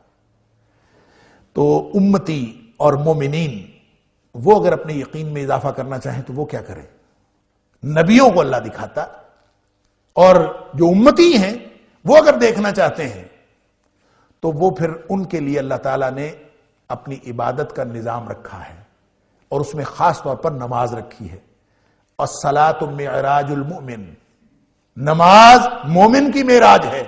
کس طرح سے کہ جب یہ سجدے میں جاتا ہے نا مومن، تو یہ سجدے میں جائے تو نبی اکرم صلی اللہ علیہ وآلہ وسلم نے فرمایا اللہ کے قریب ترین یہ اس وقت ہوتا ہے جب یہ حالت سجدہ میں ہوتا ہے۔ اب اس وقت گویا جتنے زیادہ یہ سجدے کرے گا اللہ کا قرب حاصل ہوگا، اور وہ جو ان کی وہ ساری باتیں جو انسان کے یقین میں اضافہ کرتی ہیں، یہ جتنی نمازیں پڑھے گا، جتنے زیادہ سجدے کرے گا، اس کی یقین کے اندر اضافہ ہوتا رہے گا۔ اور یہاں فرمایا او کالذی مر علی قریۃ وہی خاویۃ علی عروشها، ایک تباہ و برباد بستی کو دیکھا، زبان سے نکلا انا یحیی ہذہ اللہ بعد موتها، کیسے اللہ تعالیٰ زندہ کرے گا؟ اللہ نے فوراً ہی دکھا دیا، 100 سال کے لیے موت دے دی۔ پاس جتنی چیزیں تھیں ان پر دو متضاد طرح کے اثرات ہوئے۔ ایک اثر تو یہ ہوا کہ گدھا جو تھا 100 سال کے بعد جس طرح کا اس کے حشر ہونا چاہیے تھا وہی ہوا، کہ 100 سال اگر گدھا مرا، مرنے کے بعد ہڈیاں ختم ہوئیں، ہر چیز ختم، پنجر اور ہڈیاں وہ جو گل سڑ گئیں، 100 سال میں کیا بچتا ہے؟ یہ اثر ہوا جو ہونا چاہیے۔ اور دوسرا اثر یہ ہوا کہ وانظر الی طعامک وشرابک لم یتسنہ، کھانا اور پینا اس کے اوپر جو 100 سال کے اثرات ہونے چاہیے تھے وہ کیا، اس کے اوپر ایک دن کے بھی اثرات نہیں ہوئے، وہ تازہ بتازہ ویسے کا ویسے پڑا ہوا۔ اور یہی جو اثر اس کے اوپر ہوا کھانے کے اوپر، یہی اثر حضرت عزیر علیہ السلام پر خود ہوا۔ یعنی عزیر علیہ السلام خود بھی اسی طرح سے جوان، تندرست، توانا، اسی طرح سے اٹھے جس طرح سے یہ 100 سال پہلے تھے۔ اور وہ جو 100 سال گزرے ہیں، ان 100 سالوں کے جو اثرات ہیں وہ ارد گرد کی دنیا پر تو ہو چکے تھے، ان کے اوپر نہیں ہوئے، اور کھانے کے اوپر نہیں ہوئے، کھانا بھی ایسے کا ایسا رہا۔ اور یہ ایک بالکل ایک بہت ہی بڑا معجزہ ہے۔ اور دنیا کے اندر جو اللہ تعالیٰ کے فطری قوانین جاری و ساری ہیں، ان کو روک کر کوئی چیز روب عمل آئے، اسی کو معجزہ کہتے ہیں۔ تو اللہ تعالیٰ نے اس کو گویا روکا، عزیر علیہ السلام ویسے کے ویسے رہے۔ اور یہ جو اللہ تعالیٰ نے فرمایا وَلِنَجْعَلَكَ آیَةً لِلنَّاسِ، اس میں ایک نشانی تو یہ تھی کہ وہ کھانا گلا سڑا نہیں، ایک نشانی یہ تھی کہ گدھا جو ہے وہ اس کی ہڈیاں بھی گل سڑ گئیں، اور تیسری نشانی یہ بھی تھی، خود حضرت عزیر علیہ السلام نشانی تھے۔ اور کہتے ہیں کہ جب یہ واپس اپنے گھر گئے تھے نا، تو ان کے پوتے اور ان کے پڑپوتے وہ بھی بوڑھے ہو چکے تھے، اور یہ جوان تھے۔ اور جب ان کو دیکھا جاتا تھا تو یہ اپنے پوتوں پڑپوتوں سے بھی زیادہ جوان نظر آتے تھے۔ آپ کو بھی ہم نے نشانی بنا دیا لوگوں کے لیے، تو حضرت عزیر علیہ السلام چلتے پھرتے نشانی تھی۔ کہتے ہیں کہ جو حضرت عزیر کو ابن اللہ کہا گیا اور ایک شرک کا آغاز کیا گیا، اس کی ایک وجہ حضرت عزیر علیہ السلام کی ظاہری حالت بھی تھی۔ یعنی یہ وجہ بھی تھی کہ حضرت عزیر علیہ السلام چونکہ اپنے پوتوں سے بھی زیادہ جوان نظر آتے تھے، اور لوگ حیران تھے کہ یہ کیا ہوا ہے کہ 100 سال بعد بھی ایک آدمی ویسے کا ویسے ہی، جس کی حالت 100 سال پہلے ہو، اور اس کے بعد باقی ساری دنیا پر اثرات ویسے کے ویسے ہوئے جو 100 سالوں میں ہونے چاہیے، حضرت عزیر علیہ السلام پر نہیں ہوئے۔ یہ سب کچھ اللہ تعالیٰ نے دکھایا۔ پھر سامنے وہ جو گلا سڑا گدھا تھا، اس کی ہڈیاں جڑیں، پنجر بنا، اور پورا ڈھانچہ بننے کے بعد پھر گوشت ان کے اوپر چڑھا۔ یہ سارا کچھ اپنی آنکھوں سے دیکھا۔ اللہ اکبر! جب دیکھ لیا تو کیا کہا؟ فلما تبین لہ، جب یہ دیکھ لیا، ایمان پہلے بھی تھا، اب کہتے ہیں اعلم، اب میں جانتا ہوں، گویا جان گیا ہوں، کیا؟ ان اللہ علی کل شیء قدیر، کہ اللہ تعالیٰ ہر چیز پر قدرت رکھنے والا ہے۔ تو جب اب جانا ہے تو مانا تو پہلے سے تھا نا۔ تو یہی ایمان ہے اصل میں، جو ہمارے ذمے ہے وہ ایمان ہے کہ آپ ہر بات پر ایمان لے آئیں، اور اللہ اور اس کے رسول صلی اللہ علیہ وسلم کی ہر کئی بھی بات پر۔ دیکھیں نا، جب ابو جہل نے کہا تھا حضرت ابو بکر صدیق رضی اللہ تعالیٰ عنہ کو کہ دیکھو تمہارا دوست محمد صلی اللہ علیہ وسلم اب کیا کہہ رہا ہے، وہ کہتا ہے میں راتوں رات آسمانوں سے ہو آیا ہوں۔ تو جو پہلا تاثر تھا صدیق اکبر رضی اللہ تعالیٰ عنہ کا وہ یہی تھا کہ یہ کیسے ہو سکتا، ظاہر ہے زمان و مکان کے پیمانے ساتھ نہیں دیتے، ایسا کیسے ممکن ہے کہ یہ ہو گیا۔ تو جب اس کافر نے کہا کہ میں تیرے دوست محمد صلی اللہ علیہ وسلم کی زبان سے سن کے آ رہا ہوں، انہوں نے ایسا کہا ہے، تو پھر حضرت ابوبکر صدیق رضی اللہ تعالیٰ نے فرمایا کہ اچھا انہوں نے کہا ہے تو پھر ایسا ہو گیا ہے، پھر ایسا ہی ہے جیسا نبی کریم صلی اللہ علیہ وسلم فرمایا۔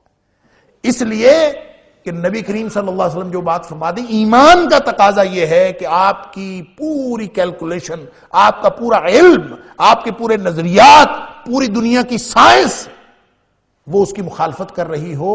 ایمان کا تقاضا یہ ہے کہ جو بات اللہ اور اس کے رسول صلی اللہ علیہ وسلم فرما دی وہ سچی ترین بات ہے، یہ ایمان ہے۔ تو ایمان تھا حقیقت جس کو علم کہتے ہیں وہ واضح نہیں تھی، تو اس کا مطلب ہے جب نبی ہو سکتا ہے اور اس کو حقیقت کا علم نہ ہو تو پھر بھی نبی ہو سکتا ہے، تو اس کا مطلب ہے کہ حقیقت کا علم ہونا ضروری نہیں ہے، حقیقت پر ایمان رکھنا ضروری ہے۔ فلما تبین لہ، جب ان کے اوپر سارے حقائق واضح ہو گئے تو کہا اعلم، ایمان پہلے بھی تھا اب میں جانتا بھی ہوں۔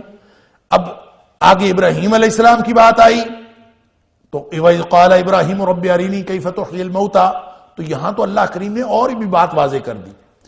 اس وقت کو یاد کرو جب ابراہیم علیہ السلام نے کہا رب، اے میرے رب، ارنی، مجھے دکھا، کیف تحیی الموتى، تو مردوں کو زندہ کیسے کرے گا؟ قال، تو انہوں نے کہا اولم تؤمن، یہ ہے وہ بات جو میں ابھی عرض کر رہا تھا۔ اللہ تعالیٰ نے ڈائریکٹ سوال ہی کر دیا کہ ابراہیم علیہ السلام، وہ جو پہلے سوال تھا عزیر علیہ السلام کا، انا یحیی ہذہ اللہ بعد موتہا، کہ اس کھنڈر بستی کو اللہ دوبارہ کیسے زندہ کرے گا، اب وہی اسی قسم کا سوال کر رہے ہیں ابراہیم علیہ السلام۔ اور اللہ تعالیٰ نے پوچھ ہی لیا، وہاں تو دکھا دیا تھا نا، دکھا یہاں بھی دیا ہے، ہمیں سمجھایا جا رہا ہے کہ آپ کہیں حقیقتوں کی تلاش کو اس طرح نہ شروع کر دیں کہ آپ کہیں کہ جب تک اللہ کے اسرار و رموز مجھے نہیں پتا چلیں گے میں صحیح مسلمان نہیں بن سکتا۔ نہیں، مومن صحیح اس وقت بنتا ہے جب اللہ اس کے رسول صلی اللہ علیہ وسلم کی بتائی ہوئی ہر بات کو بغیر جانے بوجھے وہ مان لیتا ہے، وہ مومن ہے۔ اور اللہ کا شکر ہے ہم سب مان لیتے ہیں کہ جو بات اللہ کے رسول صلی اللہ علیہ وسلم نے فرما دی، جو اللہ نے قرآن میں فرما دی، وہ دنیا کائنات کی سچی ترین بات ہے، یہی ایمان ہے۔ اب وہ کبھی اللہ تعالیٰ اپنی قدرت کے مظاہر ہمیں دکھا دے تو وہ کسی کو بھی دکھا سکتا ہے، وہ اپنے نبیوں کو دکھا سکتا ہے، وہ امتیوں کو بھی دکھا سکتا ہے، وہ کسی کو بھی دکھا سکتا ہے، اور ہم اپنی زندگی کے اندر اللہ کی قدرت کے مظاہر دیکھتے ہیں۔ تو قال اولم تؤمن، ایمان نہیں رکھتا؟ قال بلا، ابراہیم علیہ السلام نے کہا اللہ ایمان تو ہے۔ اب کس کے ایمان کی بات ہو رہی ہے؟ ابراہیم علیہ السلام کے ایمان کی۔ اللہ اکبر، وہ ابراہیم علیہ السلام جو جد الانبیاء ہیں، نبیوں کے بھی باپ، اولو العزم رسولوں میں سے، اور جب نبی اکرم صلی اللہ علیہ وآلہ وسلم نے اپنے لیے رحمت کی دعا سکھائی تو ابراہیم کا ریفرنس دیا، تو اس کے ایمان کی کیا کیفیت ہوگی؟ یعنی جب تم دعا کرو میرے لیے تو یوں دعا کیا کرو، اللہم صلی علی محمد وعلی آل محمد کما صلیت علی ابراہیم وعلی آل ابراہیم، کہ اللہ محمد اور آل محمد صلی اللہ علیہ وسلم پر اسی طرح سے رحمتیں بھیج جس طرح تو نے رحمتیں بھیجی ابراہیم اور آل ابراہیم علیہ السلام پر۔ اب یہ ابراہیم علیہ السلام ہیں، ان کے ایمان کی کیفیت کیا ہوگی؟ جنہوں نے پوری دنیا سے ٹکر لی، اپنی جان کی بازی لگا دی ایک اللہ پر ایمان کی وجہ سے۔ ان سے اللہ تعالیٰ پوچھ رہے ہیں ولم تؤمن، ابراہیم ایمان نہیں ہے؟ تو ابراہیم علیہ السلام فرماتے ہیں وَلَكِنْ لِيَطْمَئِنَّ قَلْبِي، اللہ ایمان تو ہے، میں تو صرف اپنے اطمینان قلب کے لیے پوچھ رہا ہوں۔ یہ ہے وہ اطمینان قلب جس کو عین الیقین یا حق الیقین کا نام دیا گیا ہے، میں اپنے اطمینان قلب کے لیے پوچھ رہا ہوں۔ تو ایک بات ہے ایمان اور ایک بات ہے اطمینان قلب۔ تو اطمینان قلب کی کوئی حد نہیں ہے، کوئی شخص اطمینان قلب کی حد یا اس کا اطمینان قلب کی سطح آ سکتی ہے بالکل ایمان کی بنیادی معاملات کے اوپر بھی۔ ایک شخص جو ہے وہ اطمینان کی حد اس کی بڑھتی جاتی ہے، اطمینان بڑھتا جاتا ہے۔ یہ وہی ہے جس کو قرآن نے اکراہ کے مقابلے میں، اطمینان ایک ایسی قلبی کیفیت ہے جس کو اللہ کے قرآن نے اکراہ کے مقابلے میں بیان کیا ہے۔ سورہ نحل کی آیت نمبر 106 ہے غالباً، من کافر باللہ من بعد ایمانہ، اللہ کے ساتھ کفر کرے ایمان کے بعد بھی، الا من اکرہ، سوائے اس کے کہ جو مجبور ہو جائے، مجبور کر دیا جائے، وقلبہ مطمئن بالایمان، اور اس کا جو دل ہے وہ ایمان کے اوپر مطمئن ہو. تو یہاں اللہ نے مطمئن اور اکراہ الا من اکرہ یہ دو کیفیات بیان کر دی ہیں. اکرہ کون ہوتا ہے؟ جس کو مجبور کر دیا جائے، اس کا دل مطمئن ہے، وہ ڈٹا ہوا ہے اور وہ پوری طرح یقین رکھتا ہے ایمان کے اوپر کہ جو بات اس نے غائبانہ طور پر تسلیم کر لی ہے، جو بات اس نے بغیر دیکھے تسلیم کر لی ہے، جس بات کی حقیقت جانے اس نے تسلیم کر لیا ہے، پھر بھی اس کا دل مطمئن ہے کہ وہ بات ہی حقیقت ہے. وہ کوئی مجبور نہیں کیا گیا، اپنے دل کی خوشی سے اس نے اس کو تسلیم کیا. اس دل کی خوشی اور کیفیت کو آپ جتنا مرضی بڑھاتے چلے جائیں، اس کے اندر عروج آتا چلا جائے گا، اس کے اندر بلندی آتی چلی جائے گی، اس کی کوانٹٹی بڑھتی چلی جائے گی، لیکن اس کی حد نہیں آتی. ابراہیم علیہ السلام نے جب کہا تھا نا وَلَكِنْ لِيَطْمَئِنَّ قَلْبِي، تو اس کا مطلب یہ نہیں تھا کہ ان کا دل پہلے مطمئن نہیں تھا، پہلے بھی مطمئن تھا.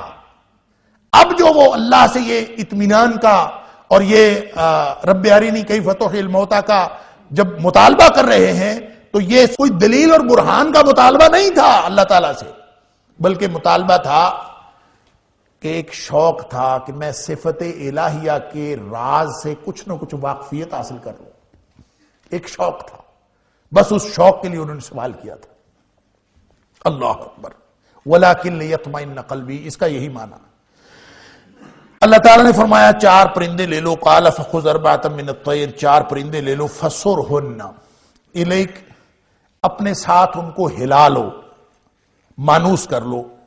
ثُمَّ اجْعَلْ عَلَى كُلِّ جَبَلٍ مِّنْهُنَّ جُزْءًا، پھر رکھ دو ہر پہاڑ پر ان میں سے ایک حصہ. ثُمَّ ادْعُهُنَّ، پھر ان سب کو بلاؤ، یَأْتِینَکَ سَعْیًا، وہ دوڑتے ہوئے تیرے پاس آئیں گے. جب وہ دوڑتے ہوئے تیرے پاس آئیں گے، وَاعْلَمْ أَنَّ اللَّهَ عَزِيزٌ حَكِيمٌ، اور پھر جان لینا کہ بے شک اللہ تعالی ہر چیز پر، تمام ممکنات و ناممکنات پر غلبہ رکھنے والی ذات ہے، حکیم، اور ہر طرح کی حکمتیں اور چیزوں کی ابتدا اور انتہا اور نتائج کے بارے میں سب سے زیادہ باخبر وہی ہے. اب وہ جو 4 پرندے لیے ابراہیم علیہ السلام نے، ان 4 پرندوں کو اس سے ایک تو بہت سارے سوالات یہاں سے اٹھتے ہیں کہ وہ 4 پرندوں کو کیا کیا. اور سوالات اٹھتے ہیں اس لیے کہ فَصُرْهُنَّ کا جو لفظ ہے نا، اس کے مختلف معنی ہیں. یہ ہے سارا یسورو سے، بعض نے کہا سارا یسیرو سے ہے، بعض نے کہا سارا یسورو سے ہے. تو اس سے فَصُرْهُنَّ، پس اس سے فعل امر ہے. یہ سرہنہ کا کیا معنی ہے؟ اس میں اہل لغت نے ہی اس کے مختلف معنی بیان کیے ہیں.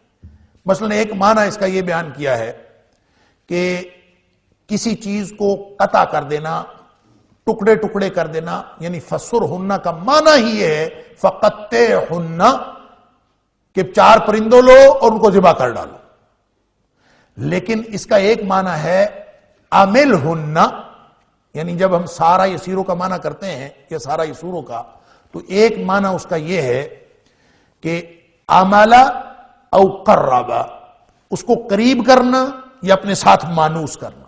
اب یہ 2 معنی بیک وقت موجود ہیں، اور اہل لغت نے لکھا ہے، خاص طور پر ابن فارس یہ لکھتے ہیں کہ سارا یسورو یا سارا یسیرو اتنے مختلف الجہات معنی رکھتا ہے، اس میں مختلف معنی موجود ہیں، اور وہ سارے معنی آپ کو لینے پڑیں گے کہ آپ کسی قیاس سے معنی نہیں لے سکتے.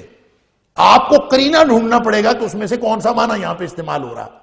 لہذا اگر وہ قرینہ کوئی نہیں ہے تو قیاس سے کسی ایک معنی کو نہیں لیا جا سکتا کہ یہ ان الفاظ میں سے ہے جن کو ازداد کہتے ہیں. یعنی اس پر اہل لغت نے کتابیں لکھی ہیں کہ جو ایک دوسرے کی ضد مختلف قسم کے معنی رکھتے ہیں، تو اس میں ازداد میں سے ہے یہ لفظ بھی کہ یہ اس کا کیا معنی ہو سکتا ہے. لہذا اسی لغت کو حساب لگا کے، اسی لغت کو بنیاد بنا کے لوگوں نے یہ کہا ہے کہ یہ جو کہا جاتا ہے نا کہ 4 پرندے لیے، ان کو اپنے ساتھ مانوس کیا، جو عام طور پہ مختلف آثار کے اندر یہ اس کی تفصیل آئی ہے، آثار صحابہ اور جو مفسرین نے نقل کیے ہیں، اور تفسیر بالماشور کے مطابق جو واقعہ بنتا ہے وہ یہی کہ ابراہیم علیہ السلام کو اللہ تعالیٰ نے کہا تھا 4 پرندے لے لو اور ان 4 پرندوں کو اپنے ساتھ مانوس کر لو، جیسے کوئی بھی شخص کسی بھی اپنے پیٹ کو اپنے ساتھ مانوس کر لیتا ہے، کسی خاص آواز سے وہ دوڑتے ہوئے آتے ہیں، تو مانوس کرنے کے بعد پھر ان کو کہا کہ ان کو ذبح کر دو، اور ذبح کر کے ان کو ٹکڑے ٹکڑے کر دو،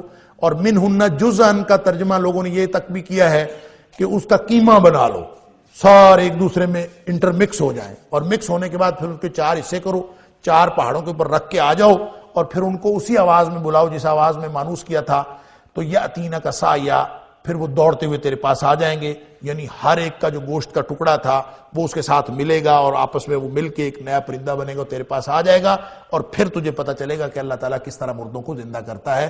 یہ ہے وہ واقعہ جو آثار صحابہ سے، اور اس کی تفسیر بالماسور کریں تو جو بات سمجھ آتی ہے وہ یہی واقعہ۔ لیکن جو جدید ذہن ہے وہ اس سے لغت کو بنیاد بنا کر نئے نئے معنی کشید کرتا ہے، اور جو اصل معنی کشید کیے گئے ہیں، میں اس کی طرف آپ کی توجہ اس لیے چاہتا ہوں کہ ہم اکثر اوقات لغت کی بنیاد پر، وہ کہتے ہیں جی ہم چونکہ عربی جانتے لہذا عربی کے اندر اس کے یہ معنی ہیں، اور اس کو معنی کو بنیاد بنا کر جو مرضی ترجمہ کر لیں۔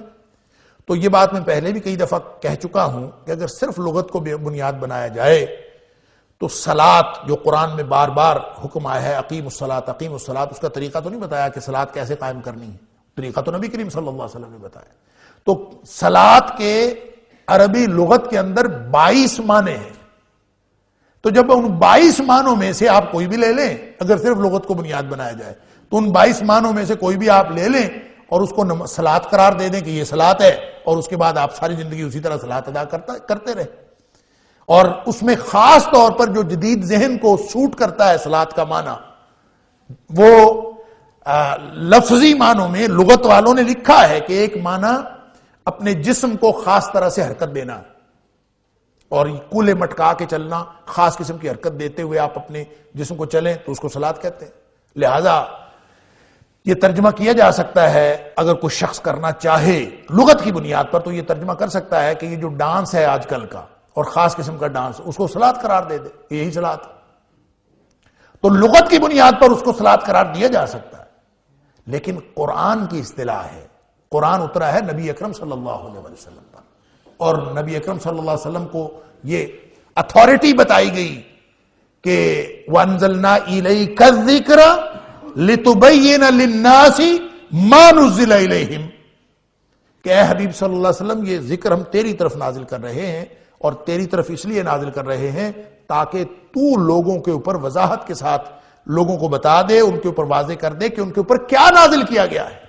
لہذا صلاۃ میں کیا نازل ہوا ہے یہ نبی کریم صلی اللہ علیہ وسلم بتائیں گے کہ کیا نازل ہوا ہے۔ ایک تو بات یہ ہے کہ جب آثار صحابہ سے وہ واقعہ ثابت ہے تو ہمیں وہی واقعہ ہی تسلیم کرنا چاہیے، اور دوسری بات یہ ہے کہ جو نئے معنی اس میں پہنائے گئے ہیں وہ یہ ہیں، آپ پہلے سن لیجئے، پھر اس کے بعد ہم دیکھتے ہیں کہ قرآن کا سیاق، آثار کو اگر مائنس بھی کر دیا جائے تو قرآن کا سیاق بھی اس معنی کی تائید نہیں کرتا۔ وہ کہتے ہیں کہ اصل میں ابراہیم علیہ السلام نے جب کہا تھا نا کہ رب ارینی کیف تحیی الموتى، مجھے تو اللہ دکھا کہ تو مردوں کو زندہ کیسے کرتا ہے، تو یہ اصل میں مردوں کو زندہ کرنے کے بارے میں سوال نہیں تھا، یہ تھا کہ قوموں کے اوپر اگر مردگی چھا جائے، کبھی قومیں مردہ ہو جائیں اپنے عمل یا فکر کے اعتبار سے، یا ٹھہراؤ کا شکار ہو جائیں، تو قوموں کا احیاء کیسے کرنا ہے۔ یہ مردوں کو زندہ کرنے والی بات نہیں تھی، بلکہ مردہ اقوام کے احیاء کی بات تھی جو ابراہیم علیہ السلام نے پوچھی تھی۔ لہذا فَصُرْهُنَّ کا معنی سوائے اس کے کہ اپنے ساتھ مانوس کر لو اور کوئی معنی نہیں، اور جانوروں والی بات اس کی کوئی ضرورت نہیں ہے، اس میں جانوروں کا ذکر ہی نہیں ہے۔ وہ کہتے ہیں کہ وہ جو جانوروں کے ساتھ جو تشبیہ دی گئی ہے، یہ صرف تشبیہ اس لیے دی گئی ہے کہ جس طرح جانوروں کو آپ اپنے ساتھ مانوس کر لیتے ہیں، مانوس کرنے کے بعد پھر ان کو مختلف پہاڑوں پہ دور دور رکھائیں، یہ نہیں ہے کہ ان کو الگ الگ ٹکڑے ٹکڑے کر کے دے آئیں اور قیمہ بنا کے رکھائیں، یہ نہیں تھا۔ وہ کہتے ہیں کہ اللہ تعالیٰ نے یہ مثال دی ابراہیم علیہ السلام کو، طریقہ بتایا کہ اگر قومیں مردہ ہو جائیں تو ان کے احیاء کے لیے کیا کرنا ہے، تو ان کے لیے یہ کرنا ہے کہ جیسے پرندے لے لو، پرندوں کو اپنے ساتھ مانوس کر لو، پرندے مانوس ہو گئے اور پھر ان کو دور دور پہاڑوں پہ چھوڑ آؤ. گویا حالات خراب ہو گئے، منتشر ہو گئی قوموں کے اوپر مردگی چھا گئی، اور مردگی چھانے کے بعد پھر آپ ان کو بلاتے ہیں اسی مانوس آواز میں جس میں آپ نے مانوس کیا تھا. تو آپ کہہ دیں ثم ادعوہن، پھر آپ ان کو بلائیں تو یاتینک سعیا، وہ دوڑتے ہوئے آپ کے پاس آ جائیں گے. گویا نبی اللہ کریم نے حضرت ابراہیم علیہ السلام کو یہ طریقہ بتایا ہے کہ جب کوئی بھی قوم مردہ ہو چکی ہو تو آپ لوگوں کو اپنے قریب کریں، اور جب لوگ قریب آ جائیں تو پھر ان کو ایک دفعہ دور کر دو، اور دور کر کے وہ منتشر کر دو. اور جب وہ منتشر ہو جائیں تو اگر آپ نے وہ قریب ٹھیک کیا ہوا ہے، اگر آپ نے مانوس ٹھیک کیا ہوا ہے، اگر ان کا تعلق آپ کے ساتھ ٹھیک جڑا ہوا ہے، تو قوموں کے اوپر جتنے مرضی برے حالات آ جائیں، جب آپ اس آواز میں، اس ڈائلیکٹ میں، اس لہجے میں جب آپ ان سے بات کریں گے تو ہر بندہ دور دور پہاڑوں پر بھی ہو، پہاڑوں کی چوٹیوں پر بھی ہو، تو وہ آپ کی دعوت پر دوڑتا ہوا آئے گا. ثم ادعوہن کا مطلب یہ ہے کہ پھر اسی طریقے سے اسی لہجے میں دعوت دینی ہے. تو اس کا تعلق صرف اقوام اور ان کی دعوت کے ساتھ ہے. یہ کوئی ایسا جانوروں والا کوئی چکر نہیں تھا. یہ تو ایسے ایک مثال دے کے حضرت ابراہیم علیہ السلام کو قوموں کے احیاء کا طریقہ بتایا گیا ہے. یہ ہے لفظی طور پر اگر ہم لغت کا سہارا لیں تو یہ ترجمہ کیا گیا ہے، اور یہ ترجمہ کر کے بڑا اس کے اوپر اصرار کیا گیا. بات یہ ہے کہ پورے قرآن کا سیاق و سباق دیکھیں تو یہاں پہ عقیدے کی وضاحت ہو رہی ہے، یہاں پہ قوموں کے احیاء کا طریقہ نہیں بتایا جا رہا.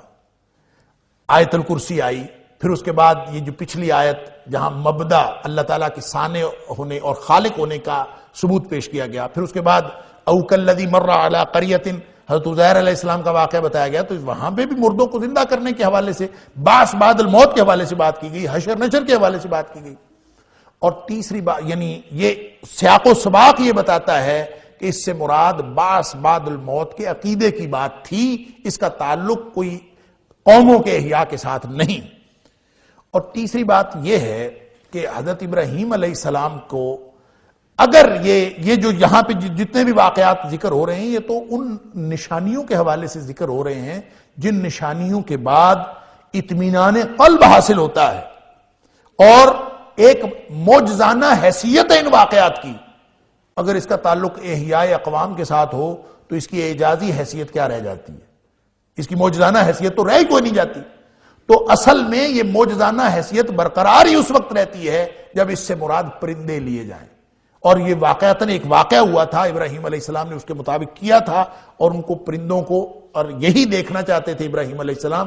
اللہ تعالیٰ نے کذالک نری ابراہیم ملکوت السماوات والارض ولیکون من الموقنین، یہ جو سورۃ الانعام کے اندر فرمایا، اس میں بھی اسی بات کی وضاحت ہوتی ہے کہ اللہ تعالیٰ نے مختلف قسم کے امور دکھائے تھے معجزانہ طور پر حضرت ابراہیم علیہ السلام کو، جس سے ان کے یقین اور اطمینان کے اندر اضافہ ہوا تھا. یہ ہے اصل میں بات. لہذا اگر فسرہن کا لفظ آپ کو یا جدید ذہن کو مشکل میں ڈال رہا ہو کہ فسرہن کا معنی عملہن یا فقطہن، ان دونوں میں سے ایک معنی جو میں پہلے عرض کر چکا ہوں. عملہن کا مطلب ہوگا کہ ان کو مانوس کر لو، بس اس کا تعلق مانوس ہونے کے ساتھ.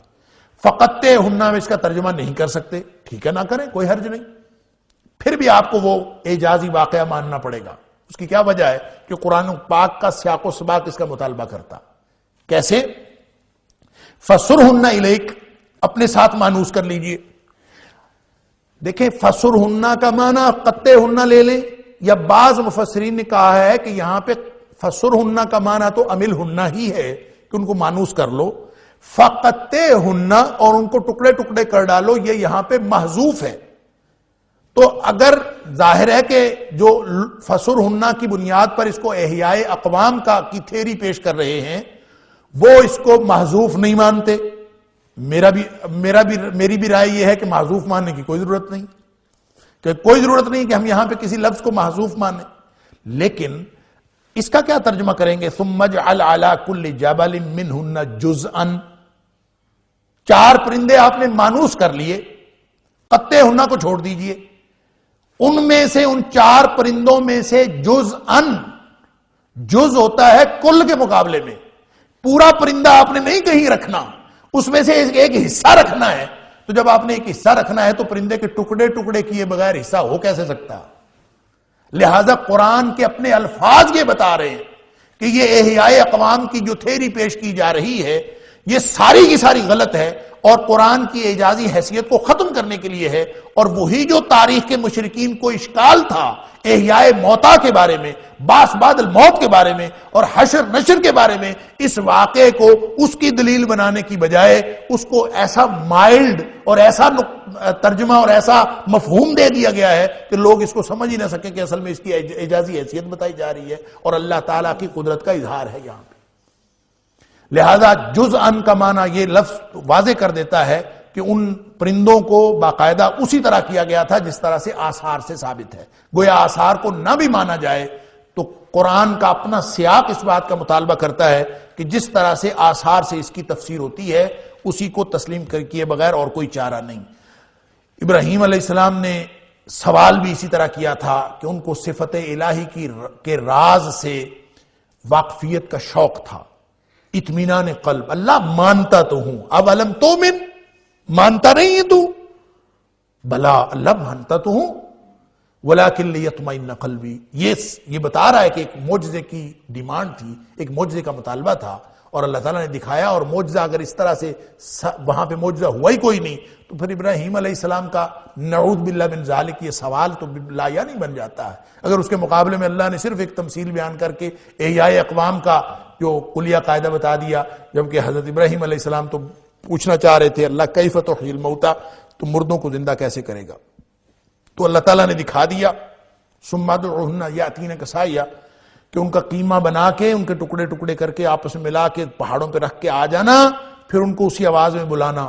تو ابراہیم علیہ السلام نے دیکھا کہ اگرچہ ہر ایک کے اجزاء میں شامل تھے، تو وہ اجزاء اپنے اپنی جگہ سے چلے، وہ وہاں پہنچے، ایک پرندہ بنا، وہ اڑتا ہوا ابراہیم علیہ السلام کے پاس۔ اللہ اکبر، یہ ہے اصل میں اللہ کی قدرت کا مظاہرہ جو اللہ تعالیٰ نے ہر ایک کو کروایا۔ نبی اکرم صلی اللہ علیہ وآلہ وسلم کو آسمانوں پہ لے جا کے بھی اللہ تعالیٰ نے نشانیاں دکھائیں، لِنُرِيَهُ مِنْ آیَاتِنَا، اور اللہ تعالیٰ نے نبی اکرم صلی اللہ علیہ وسلم کو یہاں اپنی عمومی زندگی میں بھی نشانیاں دکھائیں، اور وہ نشانیاں اسی لیے ہوتی تھیں، یعنی نبی اکرم صلی اللہ علیہ وآلہ وسلم ایک دفعہ نماز پڑھ رہے تھے تو نماز پڑھتے پڑھتے آپ تھوڑا پیچھے ہٹے، بعد ازاں صحابہ کرام نے پوچھا اللہ کے رسول صلی اللہ علیہ وسلم آپ پیچھے ہٹے تھے نماز میں، یہ پہلے تو آپ نے کبھی اس طرح نہیں کیا، تو کیا مسئلہ ہوا؟ تو نبی اکرم صلی اللہ علیہ وسلم نے فرمایا کہ مجھے نماز کے دوران جہنم دکھائی گئی، تو جہنم کی حدت سے، اس کی گرمی سے بچنے کے لیے میں تھوڑا سا پیچھے ہوا۔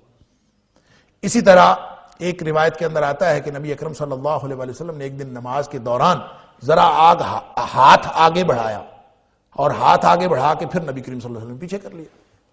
بعد میں صحابہ کرام نے پوچھا کہ اللہ کے رسول صلی اللہ علیہ وسلم آپ نے پہلے تو ایسے کبھی نہیں کیا، تو یہ آپ نے کیا کیا تھا؟ تو نبی اکرم صلی اللہ علیہ وسلم نے بتایا کہ مجھے نماز کے دوران جنت دکھائی گئی تھی، اور جنت کے اندر انگوروں کا ایک خوشہ بالکل میرے قریب تھا، تو میں وہ توڑنے لگا تھا وہاں سے، یعنی اتنی قریب نبی کریم صلی اللہ علیہ وسلم کو لا کے جنت دکھائی گئی کہ آپ نے ہاتھ آگے بڑھایا اس کا انگور کا خوشہ توڑنے کے لیے۔ تو کہنے کی بات یہ ہے کہ انبیاء کو اللہ تعالیٰ اس طرح کے معجزے دکھاتا ہے، اس طرح کی نشانیاں دکھاتا ہے، اور ابراہیم علیہ السلام کو بھی جو سورہ انعام کی آیت اس کی وضاحت کرتی ہے کہ کذالک نوری ابراہیم، ہم نے دکھائے ابراہیم کو، تو ابراہیم کو یہ دکھایا ہے، آپ کو کیا اعتراض ہے؟ اللہ تعالیٰ اپنے نبیوں کو معجزے دکھاتا ہے، تو معجزوں کا انکار کرنے والے، اس کے پیچھے احادیث کا انکار اور اپنی عقلیت، دیکھیں پوری ہم تاریخ کے اندر جب دیکھتے ہیں جو انکار حدیث کا جو رجحان ہے نا، انکار حدیث کا، آپ جدید ترین سائنسی بنیادوں پر حدیث کا انکار کیا جا رہا ہو، یا پرانی دلیلیں دے کر حدیث کا انکار کیا جا رہا ہو، کسی نئے مفاہیم کو اور کسی جدید یوں کہہ لیجئے کہ اسلوب کو اگر انٹروڈیوس کروایا جا رہا ہو، کوئی بھی معاملہ ہو، تو اصل بات یہ ہے پوری دنیا کے ہمیشہ کے جو انکاری ہیں، جو انکار کا منہج رکھنے والے لوگ ہیں، ان کی وجہ ایک ہی ہوتی ہے، اور وہ وجہ ہے عقلیت پرستی، عقل کو وحی کے اوپر فوقیت دینا، کہ وحی کی جو بات سمجھ میں نہیں آئی اس کا انکار کر دیں، سادہ سی بات ہے۔ اور یہ ہر کوئی، اللہ تعالیٰ معاف فرمائے، تاریخ کے سارے منکر وہ یہی کرتے آئے ہیں، وہ قرآن کی بات ہو، وہ حدیث کی بات ہو جو عقل سے مطابقت نہیں رکھتی، آپ اس کو چھوڑ دیتے ہیں۔ لہٰذا یہ جو عقلیت پرستی کا دبستان ہے، یہ ایک پورا ایک سسٹم ہے، ایک نظام فکر ہے۔ تاریخ میں جس نے اس نظام فکر کو اپنایا ہے، اپنی عقل کو مقدم رکھا ہے، وہ کبھی بھی ایمان کی لذتوں سے آشنا نہیں ہو سکتا۔ لہذا ایمان کی لذتوں سے جس نے آشنائی حاصل کرنی ہے، وہ وحی کو مقدم رکھے، اور جب وحی کو مقدم رکھے گا تو وہ ہر چیز کو تسلیم کرتا چلا جائے گا۔ اور یہ جو تسلیم و رضا ہے، یہ ایمان ہے، اور ایمان کے بعد اطمینان قلب ہے۔ پھر کوئی شخص جب اپنی تسلیم و رضا سے، اپنی ذاتی خوشی سے جب وہ ان حقیقتوں کو تسلیم کر لیتا ہے جو اس کے وہم و گمان میں نہیں آتی، اس کے فکر میں نہیں آتی، اس کو پتہ ہی نہیں چلتا کہ کیا ہے کیا نہیں، یہی ایمان ہے۔ وہ واقعہ میں نے کئی دفعہ عرض کیا ہے، بخاری شریف کی کتاب المناقب کے اندر بھی ہے، اور دیگر ابواب میں بھی امام بخاری نے 2-3 جگہوں پہ یہ واقعہ لکھا، اور بڑا اہم واقعہ ہے ایمان کو سمجھنے کے لیے، کہ نبی اکرم صلی اللہ علیہ وسلم کسی پرانے وقتوں کے کسی واقعے کا ذکر فرما رہے تھے، اور آپ نے فرمایا کہ کسی شخص نے، بنی اسرائیل کے کوئی شخص تھا، اور اس نے اپنے بیل کے اوپر وزن ڈال دیا۔ تو بیل کے اوپر جب وزن پڑا تو بیل بولنے لگا، اور اس نے اپنے مالک سے کہا کہ میں وزن ڈالنے کے لیے تو نہیں ہوں، میں تو کھیتوں میں ہل چلانے کے لیے ہوں۔ یعنی آپ نے میرے اوپر وزن ڈال دیا ہے، وزن ڈالنے کے لیے تو گدھا ہوتا ہے، خچر ہوتا ہے، اور مختلف اونٹ ہوتا ہے، میں تو کھیتوں میں ہل چلانے کے لیے ہوں۔ اللہ اکبر، ولکنی خلقت للحرث، میں تو پیدا ہی اس لیے کیا گیا ہوں کہ مجھے کھیتوں میں ہل چلایا جائے، مجھے آپ نے یہ کیا کیا؟ تو بیل نے اپنے مالک سے یہ کہا۔ تو ابھی نبی کریم صلی اللہ علیہ وسلم نے اتنی بات کہی تھی، تو محفل میں سے کوئی شخص بولا اور حیران ہوا کہ اللہ کے رسول صلی اللہ علیہ وسلم کبھی بیل نے بھی باتیں کی؟ بیل تو نہیں بولتا نا، بیل کا بھی باتیں کرتا۔ اب نبی اکرم صلی اللہ علیہ وسلم یہ بتا سکتے تھے کہ بیل بولتا ہے، یا آپ کہہ سکتے تھے ہاں عام طور پر تو نہیں بولتا، ایک دفعہ بولا تھا۔ نبی کریم صلی اللہ علیہ وسلم نے بیل کے بولنے یا نہ بولنے کے بارے میں کوئی بات نہیں ارشاد فرمائی۔ آپ نے فرمایا کہ بیل بولتا ہے کہ نہیں بولتا، یا بیل بولا کہ نہیں بولا، میں بھی اس پر ایمان رکھتا ہوں، ابو بکر بھی ایمان رکھتا ہے، عمر بھی ایمان رکھتا ہے۔ اور بیل بولا کہ نہیں بولا، میری بات پہ اگر یقین نہیں آتا تو ابو بکر سے پوچھ لو اور عمر سے پوچھ لو۔ اب ابو بکر اور عمر اس وقت عینی گواہ تھے، یہ موجود تھے، انہوں نے دیکھا تھا بیل کو بولتے ہوئے، انہوں نے سنا تھا، یہ موقع کے گواہ تھے۔ تو ابو بکر سے کیوں پوچھ لو، عمر سے کیوں پوچھ لو؟ اس لیے پوچھ لو کہ ابو بکر اور عمر ایمان کی اس سطح پر ہیں کہ ان کو معلوم ہے کہ نبی اکرم صلی اللہ علیہ وسلم جو بات فرما دیں ویسے ہی ہوتا ہے۔ ایمان کا تقاضا یہ ہے۔ اور میں یہ عرض کیا کرتا ہوں کہ تاریخ کے اندر اگر کوئی ایک بھی واقعہ ایسا رپورٹ نہ ہوا ہو کہ بیل بولا ہو یا گائے بولی ہو، تاریخ میں ایک بھی واقعہ رپورٹ نہ ہوا ہو، تو بھی نبی کریم صلی اللہ علیہ وسلم فرمائیں کہ ایسا واقعہ ہوا ہے، تو ایمان کا تقاضا یہ ہے کہ آپ اس کو تسلیم کر لیں کہ ایسا واقعہ ہو گیا ہے۔ لہذا اللہ کے قرآن کی بات، نبی پاک صلی اللہ علیہ وسلم کے فرمان کی بات، ایمان کے اعتبار سے ہمیں ہر وہ بات تسلیم کرنی ہے کہ ہماری عقل میں آئے چاہے نہ آئے، ہماری تاریخ میں ہو چاہے نہ ہو، ہمارے سارے جو علوم کے دیگر ذرائع ہیں، جو دیگر ذرائع علم ہیں، وہ چاہے حواس ہیں، چاہے ہماری عقل ہے، چاہے ہمارا وجدان ہے، چاہے ہمارا الہام ہے، چاہے ہمارا کشف ہے، چاہے ہمارا مکاشفہ ہے، چاہے ہمارا تجربہ ہے، چاہے ہمارا مشاہدہ ہے، یہ سب اس کی مخالفت کریں، اللہ کا قرآن بتائے، نبی پاک صلی اللہ علیہ وسلم کا فرمان بتائے، تو ایمان کا تقاضا یہ ہے کہ اس کو تسلیم کر لیا جائے۔ یہی وہ بات ہے جو اللہ کریم بتا رہے ہیں۔ ابراہیم سے پوچھا تھا وَلَمْ تُؤْمِنْ، تو نے تو نہیں دیکھا، ابراہیم علیہ السلام نے کسی مردے کو زندہ ہوتے کبھی نہیں دیکھا، لیکن قَالَ بَلَا، دیکھا نہیں ہے، مشاہدہ نہیں ہے، تجربہ نہیں ہے، لیکن ایمان ہے۔ ایمان اعلیٰ ترین ہے تجربہ نہ ہونے کے باوجود. تو فرمایا وَعَلَمْ أَنَّ اللَّهَ عَزِيزٌ حَكِيمٌ. جب تم دیکھ لو گے، اپنی آنکھوں سے دیکھ لیا، وَعَلَمْ یہ ہے وہ علم جس کے بارے میں اللہ تعالیٰ نے فرمایا وَلَا يُحِيطُونَ بِشَيْءٍ مِّنْ عِلْمِهِ إِلَّا بِمَا شَاءَ. وہ کسی کو نہیں دکھاتا، کسی کو نہیں بتاتا، اور کوئی اس کا علم حاصل کر بھی نہیں سکتا الا بما شاء، سوائے اس کے کہ جو اللہ خود چاہے کسی کو بتانا. تو ابراہیم علیہ السلام کو اس کا مطلب یہ ہے کہ ابراہیم تھے، ابراہیم خلیل اللہ تھے، ابراہیم اللہ کے مقرب تھے، لیکن ان کو علم کوئی نہیں تھا. اب سن لیجئے نبی اکرم صلی اللہ علیہ وسلم کیا فرما رہے ہیں. آپ نے بخاری شریف کے اندر وہ جو واقعہ بتایا نا موسیٰ علیہ السلام کا، جس کا ذکر سورۃ الکہف کے اندر آتا ہے، موسیٰ علیہ السلام اور خضر علیہ السلام کا، اس کا نبی اکرم صلی اللہ علیہ وسلم نے بتایا کہ ہوا اصل میں یہ تھا کہ موسیٰ علیہ السلام سے کسی نے سوال کر لیا تھا کہ موسیٰ کیا روئے زمین پر تجھ سے بڑا عالم بھی کوئی ہے؟ یا یہ سوال کر لیا تھا کہ سب سے بڑا عالم کون ہے، روئے زمین پر سب سے بڑا عالم کون ہے؟ تو موسیٰ علیہ السلام نے کہا تھا کہ میں ہی سب سے بڑا عالم. موسیٰ علیہ السلام نے جھوٹ نہیں کہا تھا. موسیٰ علیہ السلام نے تو اس بنیاد پر کہا تھا کہ اللہ نے نبوت عطا فرمائی ہے اور نبی ہی سب سے بڑا عالم ہوتا ہے نا، تو اس بنیاد پر انہوں نے کہہ دیا کہ سب سے بڑا عالم میں ہوں. تو اللہ نے علم کی حقیقت بتائی موسیٰ علیہ السلام کو کہ تو عالم نہیں ہے، تو تشریعی امور کا عالم ہے. جو شریعت کا علم ہے وہ سب سے زیادہ نبی کو ہوتا ہے، لیکن اس کے علاوہ علوم کی دیگر بے شمار قسمیں ہیں. تو اللہ تعالیٰ نے خضر علیہ السلام کو دکھا کے موسیٰ علیہ السلام کو ایک ایسے کٹہرے پہ لا کے کھڑا کیا کہ جو اپنے آپ کو کہہ رہے ہیں کہ میں بڑا عالم ہوں.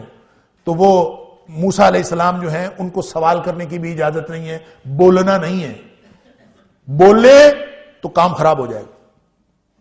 تو پھر بول پڑے نا پھر بھی، اس لیے کہ پہلے ہی کہہ دیا تھا کیف تصبر علی ما لم تحط به خبرا.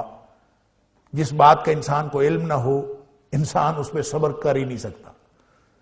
تو جب نہیں تھی خبر تو نہیں صبر کر سکے، پوچھ لیا، اس پہ بھی سوال کر لیا، کشتی والے پہ، تینوں واقعات پہ سوال کر لیے. اللہ اکبر. جو بات آپ کو بتانی ہے نا یہ وَاعْلَمْ أَنَّ اللَّهَ عَزِيزٌ حَكِيمٌ، کہ اللہ جتنا علم دے نبیوں کے پاس بس اتنا علم ہوتا ہے. کتنا علم؟ وَلَا يُحِيطُونَ بِشَيْءٍ مِّنْ عِلْمِهِ. اللہ کے علم سے لوگ احاطہ نہیں کر سکتے الا بما شاء، جتنا اللہ بتا دے. تو نبی اکرم صلی اللہ علیہ وسلم آخر پہ بتاتے ہیں کہ کاش موسیٰ علیہ السلام تھوڑا سا اور صبر کر لیتے. موسیٰ علیہ السلام، بخاری شریف کی حدیث ہے کہ موسیٰ علیہ السلام تھوڑا سا اور صبر کر لیتے تو ہمیں اور علم حاصل ہو جاتا. موسیٰ علیہ السلام تھوڑا سا صبر کر لیتے تو ہمیں اور علم حاصل ہو جاتا. کیا مطلب؟ کہ جو علم موسیٰ علیہ السلام کو خضر علیہ السلام کے ذریعے سے دیا جا رہا ہے وہ نبی کریم صلی اللہ علیہ وسلم کے پاس بھی نہیں ہے. تو فرماتے ہیں کہ اگر وہ تھوڑا صبر کر لیتے تو ہمیں اور علم حاصل ہو جاتا.